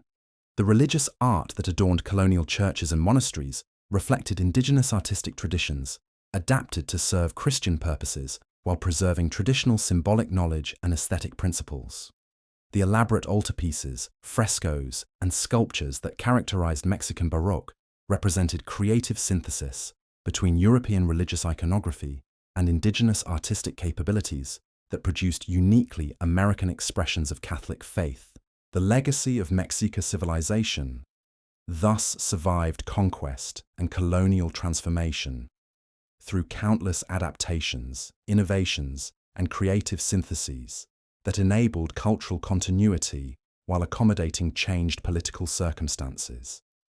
The modern Mexican nation that emerged from independence movements drew extensively on this colonial heritage, while rediscovering pre-conquest achievements that demonstrated indigenous capabilities and cultural accomplishments worthy of national pride and international recognition. As you drift deeper into sleep, remember that the story of the Aztecs represents far more than the rise and fall of a single empire. It demonstrates humanity's remarkable capacity for creating beauty, meaning, and sophisticated civilization under any circumstances, while adapting to challenges that would overwhelm less resilient peoples. The descendants of Moctezuma and Cuauhtémoc continue contributing to Mexican national development while preserving cultural traditions that connect modern communities with their ancient heritage, ensuring that the achievements of Tenochtitlan will inspire future generations long after tonight's dreams have faded into morning light. Hav's dreams, morning faded into light. The foundations of Mexican cultural identity that survived Spanish conquest continued evolving throughout the colonial centuries as indigenous communities developed sophisticated strategies for maintaining their heritage while navigating the complex requirements of European administration. These adaptive processes created new forms of cultural expression that preserved essential elements of pre-conquest civilization while incorporating useful innovations from the broader colonial world that now surrounded them. The educational institutions that emerged during the 17th and 18th centuries played crucial roles in transmitting indigenous knowledge to new generations, while providing access to European learning that enhanced community capabilities for dealing with colonial authorities. The schools established in former Mexica territories created literate classes who could serve as intermediaries between Spanish officials and indigenous populations, while preserving traditional historical narratives through written records that supplemented oral transmission methods. The agricultural knowledge that had sustained Tenochtitlan's magnificent civilization proved remarkably adaptable to colonial economic demands, as indigenous farmers incorporated European crops and livestock into traditional farming systems that continued feeding central Mexico's growing population. The Chinampas that had originally supported the island capital remained productive throughout the colonial period, while demonstrating indigenous technical capabilities that impressed European observers and contributed to regional prosperity. The craft traditions that had created the artistic treasures of Mexica civilization evolved into new forms of expression that combined traditional techniques with European materials and aesthetic preferences. Indigenous artisans working in colonial workshops produced textiles, metalwork, and decorative objects that maintained distinctive Mexican characteristics while serving Spanish colonial markets and contributing to the cultural synthesis that would define national identity in later centuries. The religious practices that had centered on elaborate temple ceremonies adapted to Christian requirements through creative interpretations that preserved essential spiritual functions while satisfying Spanish demands for Catholic orthodoxy.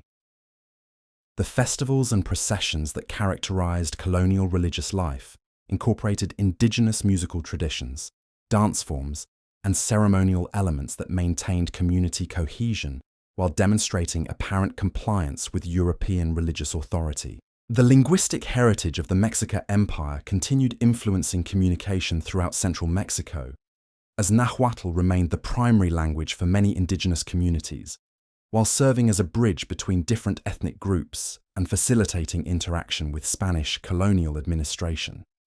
The preservation of indigenous languages enabled cultural transmission while creating opportunities for maintaining traditional knowledge systems that would prove valuable for future generations. The geographical knowledge that had enabled Mexican expansion across diverse environments contributed to Spanish exploration and settlement patterns throughout the Americas, as indigenous guides and interpreters provided essential information about terrain, climate, and natural resources.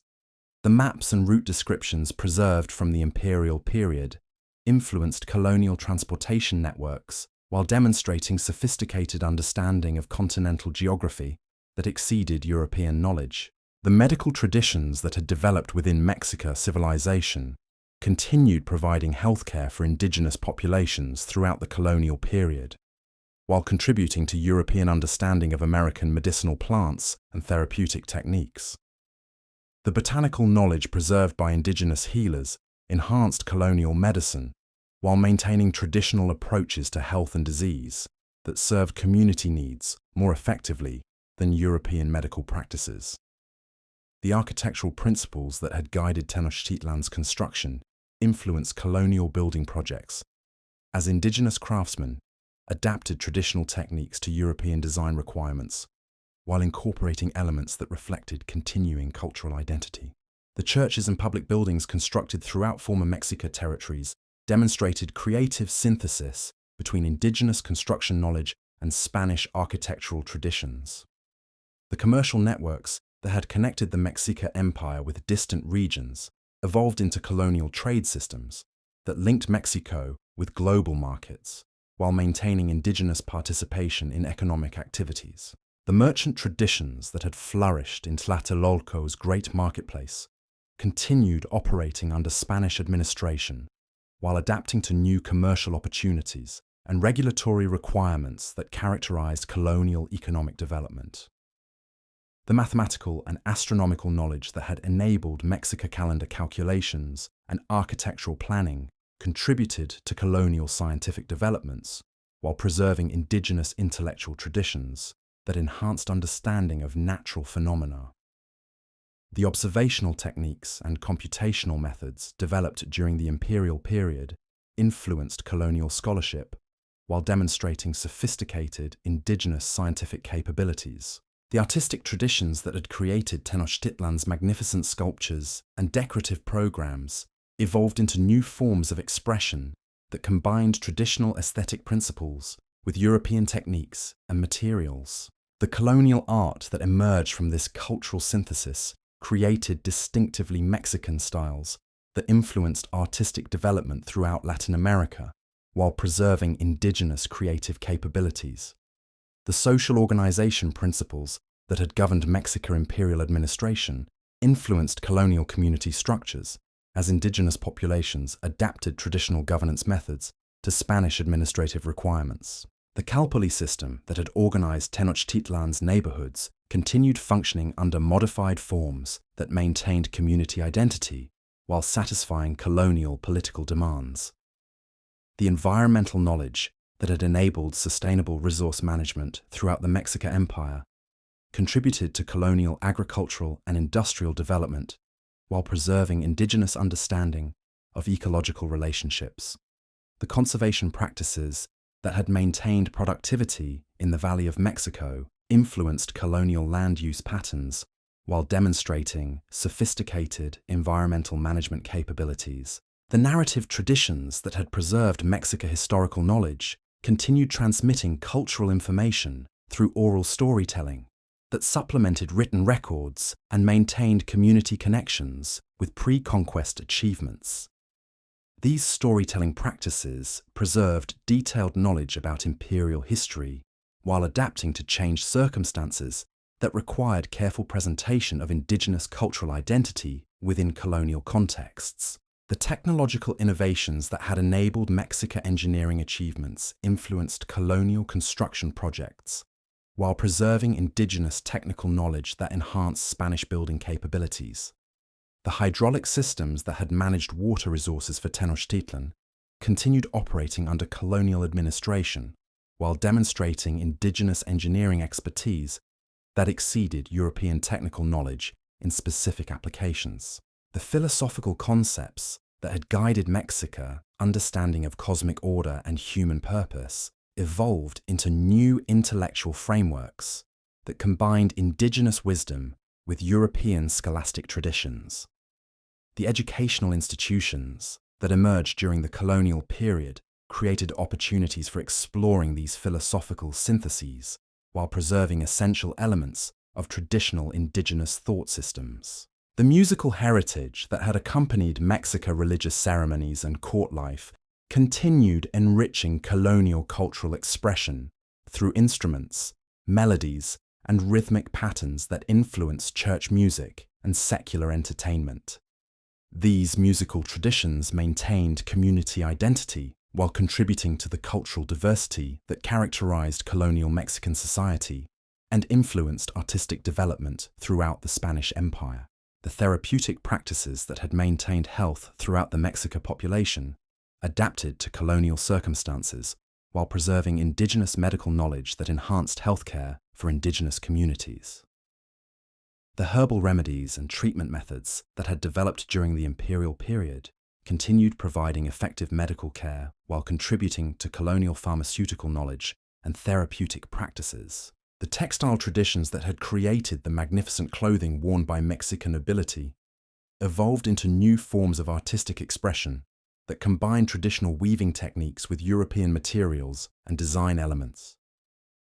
These textile arts maintained cultural identity while creating economic opportunities for indigenous communities and contributing to the distinctive aesthetic characteristics that would define Mexican national culture.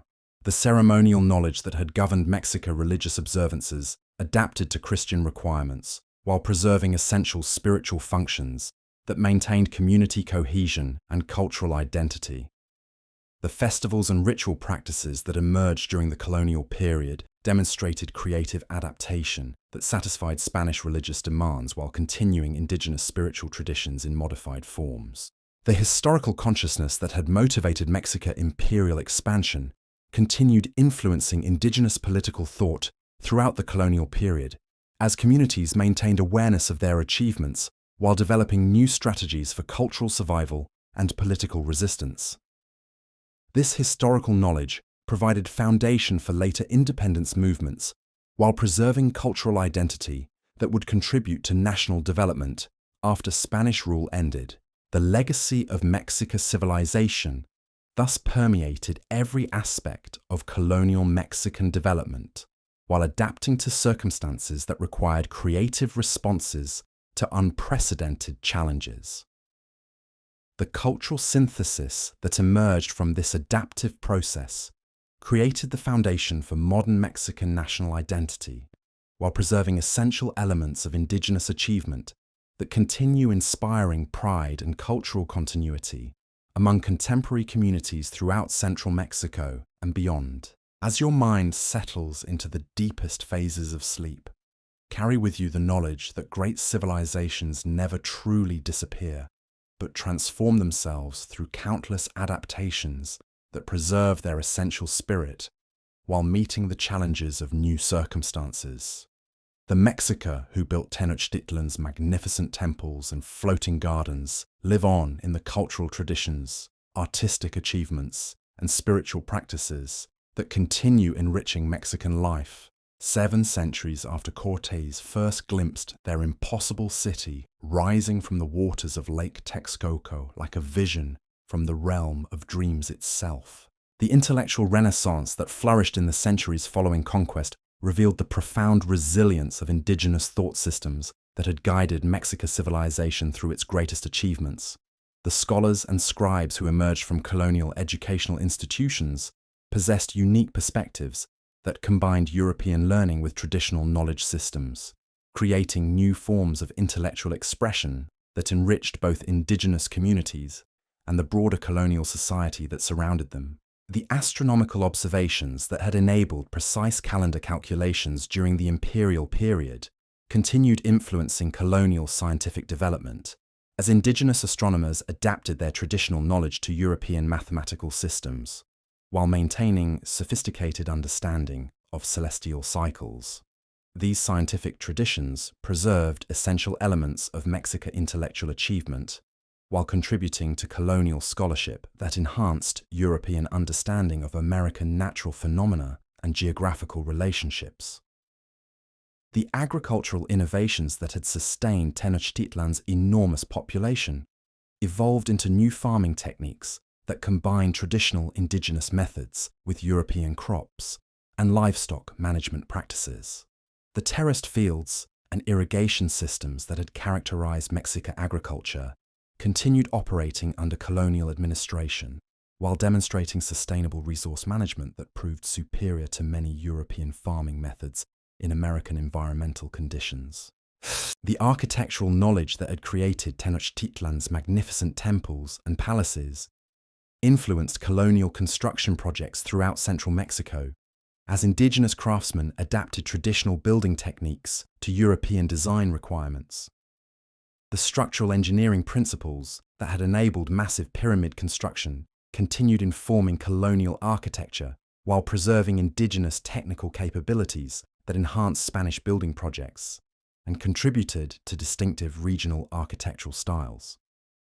The artistic traditions that had produced the elaborate sculptures and decorative programs that adorned Mexican temples evolved into new forms of creative expression that combined traditional aesthetic principles with European materials and techniques. The colonial art that emerged from this cultural synthesis created uniquely Mexican artistic styles that influenced creative development throughout Latin America, while preserving indigenous artistic capabilities and aesthetic sensibilities. The commercial knowledge that had enabled Mexican merchants to establish trade networks spanning the entire empire contributed to colonial economic development as indigenous traders adapted traditional commercial practices to Spanish regulatory systems. The market organization principles that had governed Tlatelolco's great marketplace continued influencing colonial commercial activities, while demonstrating sophisticated understanding of supply chain management and price regulation that enhanced regional economic prosperity. The medical wisdom that had maintained health throughout the Mexica population adapted to colonial circumstances, while preserving indigenous pharmaceutical knowledge that enhanced healthcare for communities throughout central Mexico. The botanical expertise that had enabled identification and preparation of medicinal plants continued providing effective therapeutic treatments while contributing to European understanding of American natural resources and healing practices. The linguistic heritage that had facilitated communication throughout the diverse Mexican Empire continued serving essential functions during the colonial period, as Nahuatl remained the primary language for many indigenous communities while providing bridges between different ethnic groups and Spanish colonial administration. The preservation of indigenous languages enabled cultural transmission while maintaining community identity that would prove crucial for later political and cultural developments. The engineering capabilities that had enabled the construction of Tenochtitlan's sophisticated water management systems influenced colonial infrastructure projects as indigenous technicians adapted traditional hydraulic knowledge to Spanish urban planning requirements. The canal systems and aqueducts that had sustained the island capital continued operating under colonial administration, while demonstrating indigenous technical expertise that exceeded European engineering capabilities in specific applications. The educational traditions that had transmitted knowledge throughout Mexican society evolved into new learning systems that combined indigenous pedagogical methods with European academic structures. The schools that emerged during the colonial period created opportunities for preserving traditional knowledge, while providing access to European learning that enhanced community capabilities for navigating complex colonial circumstances and maintaining cultural identity. The religious wisdom that had guided Mexica's spiritual life adapted to Christian requirements while preserving essential elements of indigenous theology that maintained community cohesion and cultural identity. The ceremonial practices that emerged during the colonial period demonstrated creative synthesis between traditional spiritual knowledge and European religious requirements while continuing indigenous approaches to divine communication and community worship. The social organization principles that had governed Mexican imperial administration influenced colonial community structures as indigenous populations adapted traditional governance methods to Spanish administrative requirements. The neighborhood systems that had organized Tenochtitlan's residential districts continued functioning under modified forms that maintained community identity while satisfying colonial political demands and regulatory expectations. The philosophical concepts that had shaped Mexico, understanding of cosmic order and human purpose, evolved into new intellectual frameworks that combined indigenous wisdom with European scholastic traditions. The educational institutions that emerged during the colonial period created opportunities for exploring these philosophical syntheses while preserving essential elements of traditional thought systems that continued informing indigenous approaches to fundamental questions about existence and meaning. The narrative traditions that had preserved Mexican historical knowledge continued transmitting cultural information through storytelling practices that supplemented written records and maintained community connections with pre-conquest achievements. These oral traditions preserved detailed knowledge about imperial history, while adapting to changed circumstances that required careful presentation of indigenous cultural identity within colonial political contexts. The technological innovations that had enabled Mexican manufacturing achievements influenced colonial production systems as indigenous craftsmen adapted traditional techniques to European market demands while preserving essential manufacturing knowledge. The metalworking, textile production, and ceramic traditions that had flourished during the imperial period continued operating under colonial administration while demonstrating indigenous technical capabilities that enhanced regional economic development. The environmental knowledge that had enabled sustainable resource management throughout the Aztec Empire contributed to colonial agricultural and industrial development while preserving indigenous understanding of ecological relationships.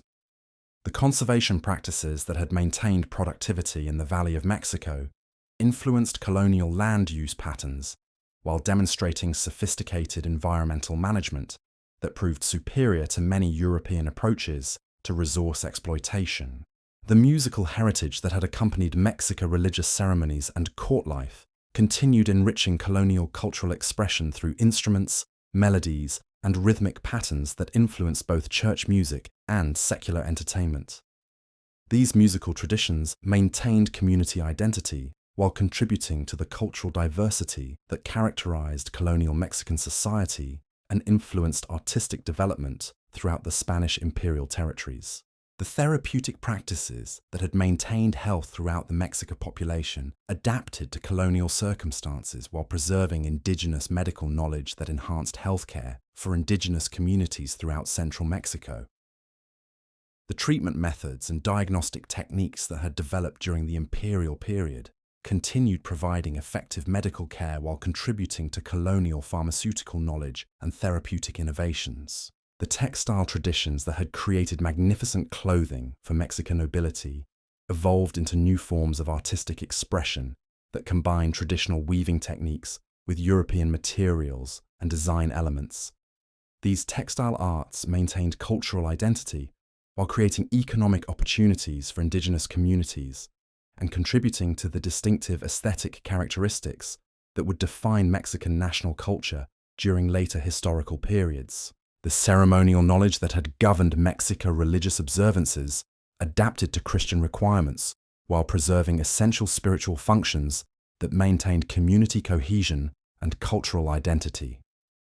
The festivals and ritual practices that emerged during the colonial period demonstrated creative adaptation that satisfied Spanish religious demands while continuing indigenous spiritual traditions in forms that preserved their essential cultural and community functions. The mathematical knowledge that had enabled Mexican architectural planning and calendar calculations contributed to colonial scientific developments while preserving indigenous computational capabilities that enhanced understanding of natural phenomena. The numerical systems and calculation methods that had developed during the imperial period influenced colonial scholarship while demonstrating sophisticated indigenous mathematical understanding that equaled or exceeded European capabilities in specific applications. The geographical knowledge that had enabled Mexican expansion across diverse environments continued contributing to Spanish exploration and settlement patterns throughout the Americas, as indigenous guides provided essential information about terrain, climate, and natural resources. The maps and route descriptions preserved from the imperial period influenced colonial transportation networks, while demonstrating sophisticated understanding of continental geography that proved invaluable for European colonial expansion. The artistic knowledge that had created Tenochtitlan's magnificent sculptures and decorative programs evolved into new forms of creative expression that combined traditional aesthetic principles with European techniques and materials. The colonial art that emerged from this cultural synthesis created distinctively Mexican styles that influenced artistic development throughout Latin America, while preserving indigenous creative capabilities and aesthetic sensibilities that continued informing regional cultural identity. The historical consciousness that had motivated Mexican imperial expansion continued influencing indigenous political thought throughout the colonial period, as communities maintained awareness of their achievements while developing new strategies for cultural survival and political adaptation. This historical knowledge provided foundation for later independence movements, while preserving cultural identity that would contribute to national development after Spanish colonial rule finally ended. The commercial traditions that had enabled Mexican merchants to establish extensive trade networks evolved into colonial economic systems that linked Mexico with global markets while maintaining indigenous participation in commercial activities. The trading practices and market organization principles that had flourished during the imperial period continued operating under Spanish administration, while adapting to new commercial opportunities and regulatory requirements that characterize colonial economic development throughout the Americas. The legacy of Mexican achievement thus continued influencing Mexican development throughout the colonial centuries and beyond, as indigenous communities preserved essential elements of their cultural heritage while adapting to circumstances that required innovative responses to unprecedented challenges. The cultural synthesis that emerged from this ongoing adaptive process created foundations for modern Mexican national identity, while maintaining connections to indigenous accomplishments that continue inspiring pride and cultural continuity among contemporary communities throughout central Mexico. As sleep carries your consciousness deeper into the realm of dreams, let the knowledge that great civilizations transcend their apparent endings comfort your mind. The Mexica who built floating gardens and towering pyramids, who created art of breathtaking beauty and developed knowledge systems of remarkable sophistication, live on in countless ways that continue enriching human understanding and cultural achievement. Their story reminds us that human creativity and resilience can overcome any challenge while preserving what matters most for future generations, who will build upon ancient foundations to create new wonders that we can barely imagine. The transformation of indigenous identity during the late colonial period reflected both the persistence of ancient cultural values and the emergence of new forms of expression that combine traditional knowledge with centuries of adaptation to European influences. The communities that maintained connections to Mexican heritage developed sophisticated strategies for preserving their cultural identity while participating fully in the complex social and economic systems that characterize mature colonial society throughout central Mexico and beyond. The intellectual movements that emerged during the 18th century created unprecedented opportunities for indigenous scholars to contribute to broader philosophical discussions while maintaining their connections to traditional knowledge systems that had sustained their communities through generations of colonial transformation. The universities and seminaries that flourished in Mexico City became centers where indigenous intellectuals could engage with European Enlightenment ideas while preserving essential elements of ancient wisdom that offered alternative perspectives on fundamental questions about human nature and social organization. The scientific investigations that characterized this period of intellectual ferment revealed the sophisticated understanding that indigenous communities had maintained regarding natural phenomena, astronomical cycles, and environmental relationships that European scholars were only beginning to appreciate. The botanical studies conducted in colonial Mexico drew extensively on traditional indigenous knowledge about medicinal plants and agricultural techniques, while demonstrating the practical value of ancient observation methods that had sustained complex civilizations for centuries before European contact. The artistic renaissance that flourished during the late colonial period produced masterworks that combined traditional indigenous aesthetic principles with European techniques and materials in ways that created distinctively Mexican forms of creative expression. The elaborate churches and public buildings constructed throughout former Mexican territories featured decorative programs that preserved ancient symbolic knowledge while serving contemporary religious and political purposes through visual languages that spoke to both indigenous and European cultural sensibilities. The economic innovations that emerged as colonial society matured created new opportunities for indigenous participation in commercial activities, while preserving traditional knowledge about resource management and sustainable production methods. The agricultural estates that dominated rural areas throughout central Mexico continued relying on indigenous farming techniques and environmental wisdom, while adapting to market demands that connected local production with global trade networks spanning multiple continents. The social movements that began emerging during the late 18th century reflected growing indigenous political consciousness that drew inspiration from memories of ancient independence while addressing contemporary concerns about colonial policies and administrative practices. The intellectual leaders who articulated these emerging political positions combined traditional concepts about legitimate governance with European political theories in ways that challenged colonial authority while proposing alternative visions for social organization.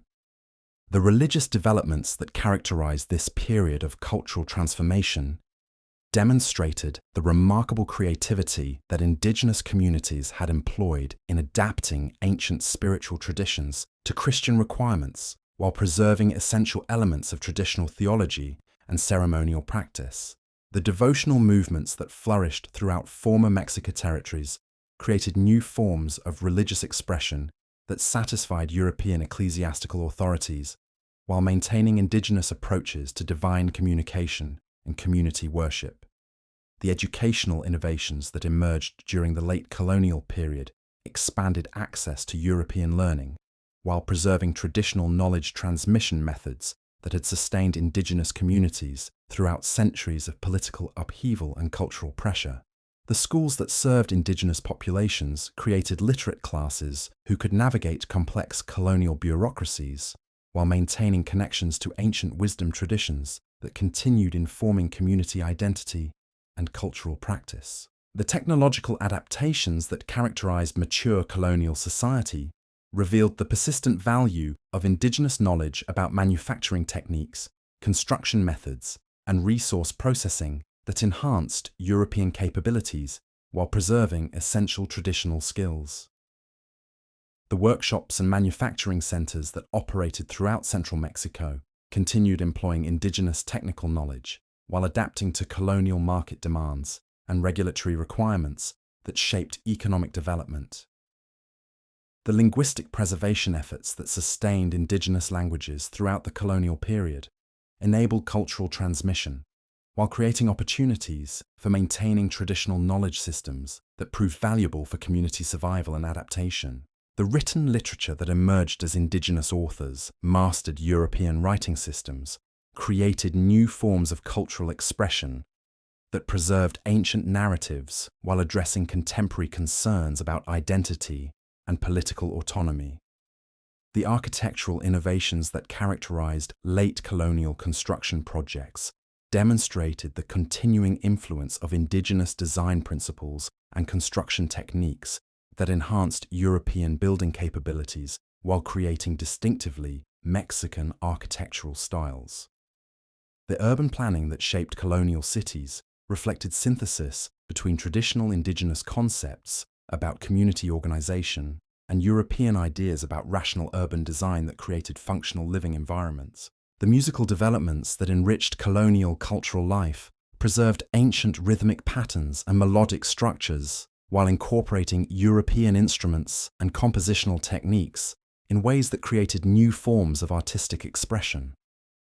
The ceremonial music that accompanied religious festivals and community celebrations maintained traditional functions while adapting to colonial circumstances that required careful navigation of Spanish ecclesiastical requirements and indigenous spiritual needs.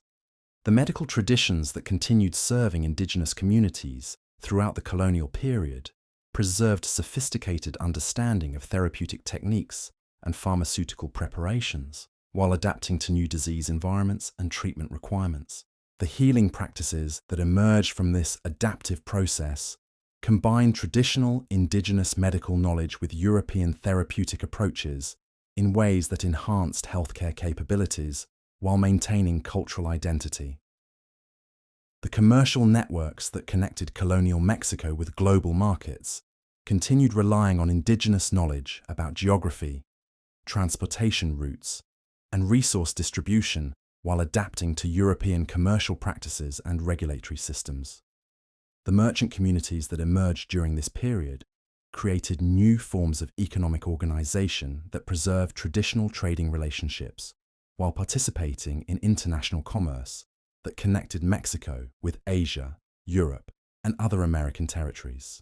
The philosophical syntheses that developed in colonial Mexican universities reflected creative engagement between indigenous intellectual traditions and European scholastic systems that produced new approaches to fundamental questions about knowledge, reality, and human purpose.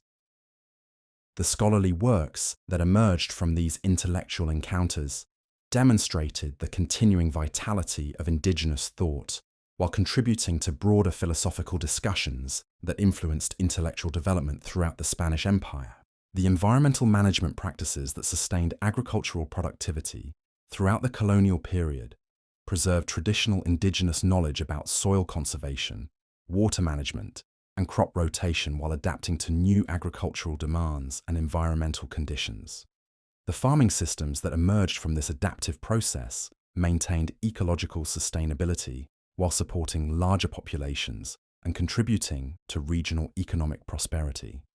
The resistance movements that periodically challenged Spanish authority throughout the late colonial period drew inspiration from memories of indigenous political independence, while developing new strategies for confronting colonial power that reflected changed circumstances and opportunities.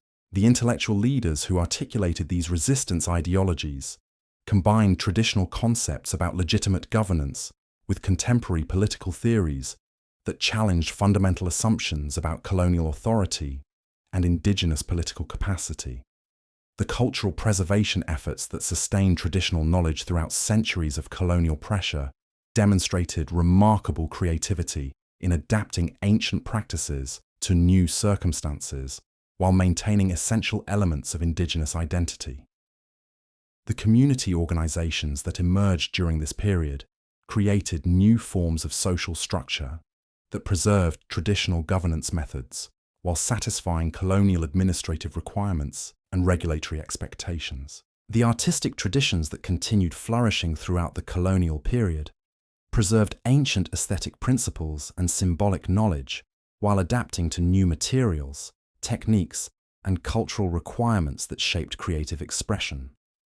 The decorative programs that adorned colonial buildings and ceremonial objects maintained traditional design elements while serving contemporary religious and political purposes through visual languages that communicated effectively with diverse audiences.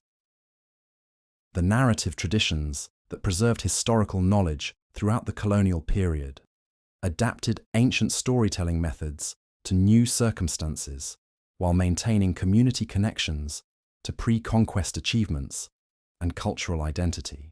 The oral literature that emerged from this adaptive process preserved essential historical information while addressing contemporary concerns about cultural survival and political autonomy that continued motivating indigenous communities. The technological knowledge that had enabled ancient manufacturing achievements continued influencing colonial production systems while adapting to new materials, techniques, and market demands that shaped economic development. The craft traditions that emerged during this period preserved essential technical skills while creating new forms of artistic expression that contributed to regional cultural identity and economic prosperity. The agricultural innovations that sustained colonial economic development continued relying on indigenous knowledge about environmental management and sustainable production methods, while adapting to new crops, livestock, and farming systems introduced through European contact. The rural communities that emerged during this period created new forms of social organization that preserved traditional governance methods while accommodating colonial administrative requirements and economic opportunities. The educational developments that expanded intellectual opportunities throughout the colonial period created new possibilities for preserving traditional knowledge, while providing access to European learning that enhanced community capabilities for navigating complex colonial circumstances. The scholarly traditions that emerged from these educational innovations demonstrated the continuing vitality of indigenous intellectual culture while contributing to broader academic discussions that influenced regional development. The independence movements that emerged during the early 19th century drew extensively on this colonial heritage, while rediscovering pre-conquest achievements that demonstrated indigenous political capabilities and cultural accomplishments worthy of national recognition. The revolutionary leaders who articulated independence ideologies combined colonial political experience with traditional concepts about legitimate governance in ways that challenged Spanish authority while proposing new visions for national development. The constitutional frameworks that emerged from successful independence movements incorporated elements of indigenous political tradition while adapting to contemporary requirements for effective governance and international recognition. The legal systems that developed during this period preserved certain traditional approaches to justice and community organization while establishing new institutional structures that could function within modern international political environments. The economic policies that shaped early national development continued relying on indigenous knowledge about resource management and sustainable production while adapting to new market opportunities and technological innovations that connected Mexico with global economic systems. The commercial relationships that emerged during this period preserved certain traditional trading practices while creating new forms of economic organization that could compete effectively in international markets. The educational initiatives that accompanied national independence expanded access to learning while preserving indigenous languages and cultural knowledge that contributed to national identity and cultural diversity. The schools and universities that emerged during this period created new opportunities for indigenous participation in national intellectual life, while maintaining connections to traditional knowledge systems that continued informing community identity and cultural practice. The artistic renaissance that characterized early national culture drew extensively on indigenous traditions, while incorporating international influences that created distinctively Mexican forms of creative expression. The literature, music, and visual arts that emerged during this period preserved ancient aesthetic principles while addressing contemporary concerns about national identity and cultural autonomy that motivated post-colonial development. The social movements that shaped national political development reflected continuing indigenous political consciousness while adapting to new opportunities for political participation and cultural expression within independent national frameworks. The community organizations that emerged during this period created new forms of social structure that preserved traditional governance methods while participating effectively in national political processes and economic systems. The legacy of ancient Mexico achievement thus continued influencing Mexican national development while adapting to circumstances that required innovative responses to modern challenges and opportunities. The cultural synthesis that emerged from centuries of adaptation created foundations for contemporary Mexican identity while preserving connections to indigenous accomplishments that continue inspiring national pride and cultural continuity among diverse communities throughout modern Mexico and beyond, ensuring that the wisdom and achievements of Tenochtitlan remain living influences that enrich human understanding and cultural development for generations yet to come. The profound transformation of Mexican national consciousness during the 19th century revealed how deeply the ancient Mexica worldview had permeated every aspect of cultural development, creating intellectual frameworks that continued shaping political discourse and social organization long after the formal end of Spanish colonial rule. The scholars and political leaders who emerged from independence movements possessed unique perspectives that combined European liberal philosophy with indigenous concepts about community governance and legitimate authority, producing distinctively Mexican approaches to questions about democracy, federalism, and cultural identity. The archaeological discoveries that began during this period of national awakening provided concrete evidence for pre-conquest achievements that challenged European assumptions about indigenous intellectual capabilities while inspiring national pride in ancient accomplishments. The excavations conducted at sites throughout central Mexico revealed architectural sophistication and artistic excellence that equaled anything produced by classical Mediterranean civilizations, demonstrating that indigenous peoples had created complex urban societies with advanced knowledge systems centuries before European contact occurred. The educational reforms that accompanied political independence created unprecedented opportunities for indigenous participation in national intellectual life while preserving traditional knowledge systems that contributed to cultural diversity and regional identity. The universities and technical schools established throughout former Mexica territories attracted students from communities that had maintained connections to ancient traditions while providing access to modern scientific knowledge and international philosophical developments that enhanced national capabilities for economic development and political participation. The industrial development that characterized late 19th century Mexico continued relying on indigenous knowledge about resource extraction and manufacturing techniques while adapting to new technologies and market opportunities that connected national production with global economic systems. The mining operations that generated export wealth drew extensively on traditional knowledge about geological formations and ore processing, while employing modern equipment and organizational methods that enhance productivity and international competitiveness. The transportation networks that connected distant regions of the national territory followed routes established during the imperial period, while employing new technologies that reduced travel time and shipping costs. The railroad systems that link Mexico City with coastal ports and border regions created infrastructure that facilitated economic integration while preserving cultural connections between communities that had maintained traditional relationships throughout centuries of political transformation.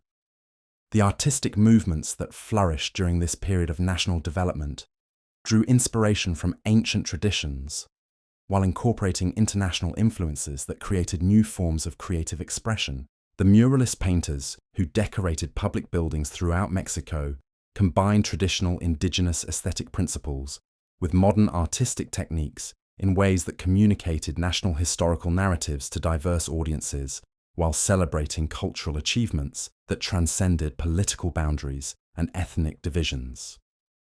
The literary renaissance that accompanied cultural nationalism preserved traditional narrative forms while addressing contemporary concerns about national identity and political autonomy. The writers and poets who emerged during this period created works that combined indigenous storytelling methods with European literary techniques in ways that established distinctively Mexican voices in international cultural discussions, while maintaining connections to ancient wisdom traditions that continued informing community life. The musical innovations that enriched national cultural expression preserved traditional rhythmic patterns and melodic structures, while incorporating modern instruments and compositional methods that created new genres of popular and ceremonial music. The songs and dances that emerged during this period maintained traditional functions in community celebrations while adapting to urban environments and commercial entertainment systems that shaped cultural development throughout the modernizing nation. The political movements that characterize revolutionary periods drew extensively on indigenous concepts about community organization and legitimate governance, while adapting to modern requirements for effective administration and international recognition. The constitutional frameworks that emerged from these political transformations incorporated traditional approaches to justice and social responsibility, while establishing institutional structures that could function within contemporary international political environments. The economic policies that guided national development preserved certain traditional approaches to resource management and community welfare, while adapting to global market conditions and technological innovations that shaped modern industrial societies.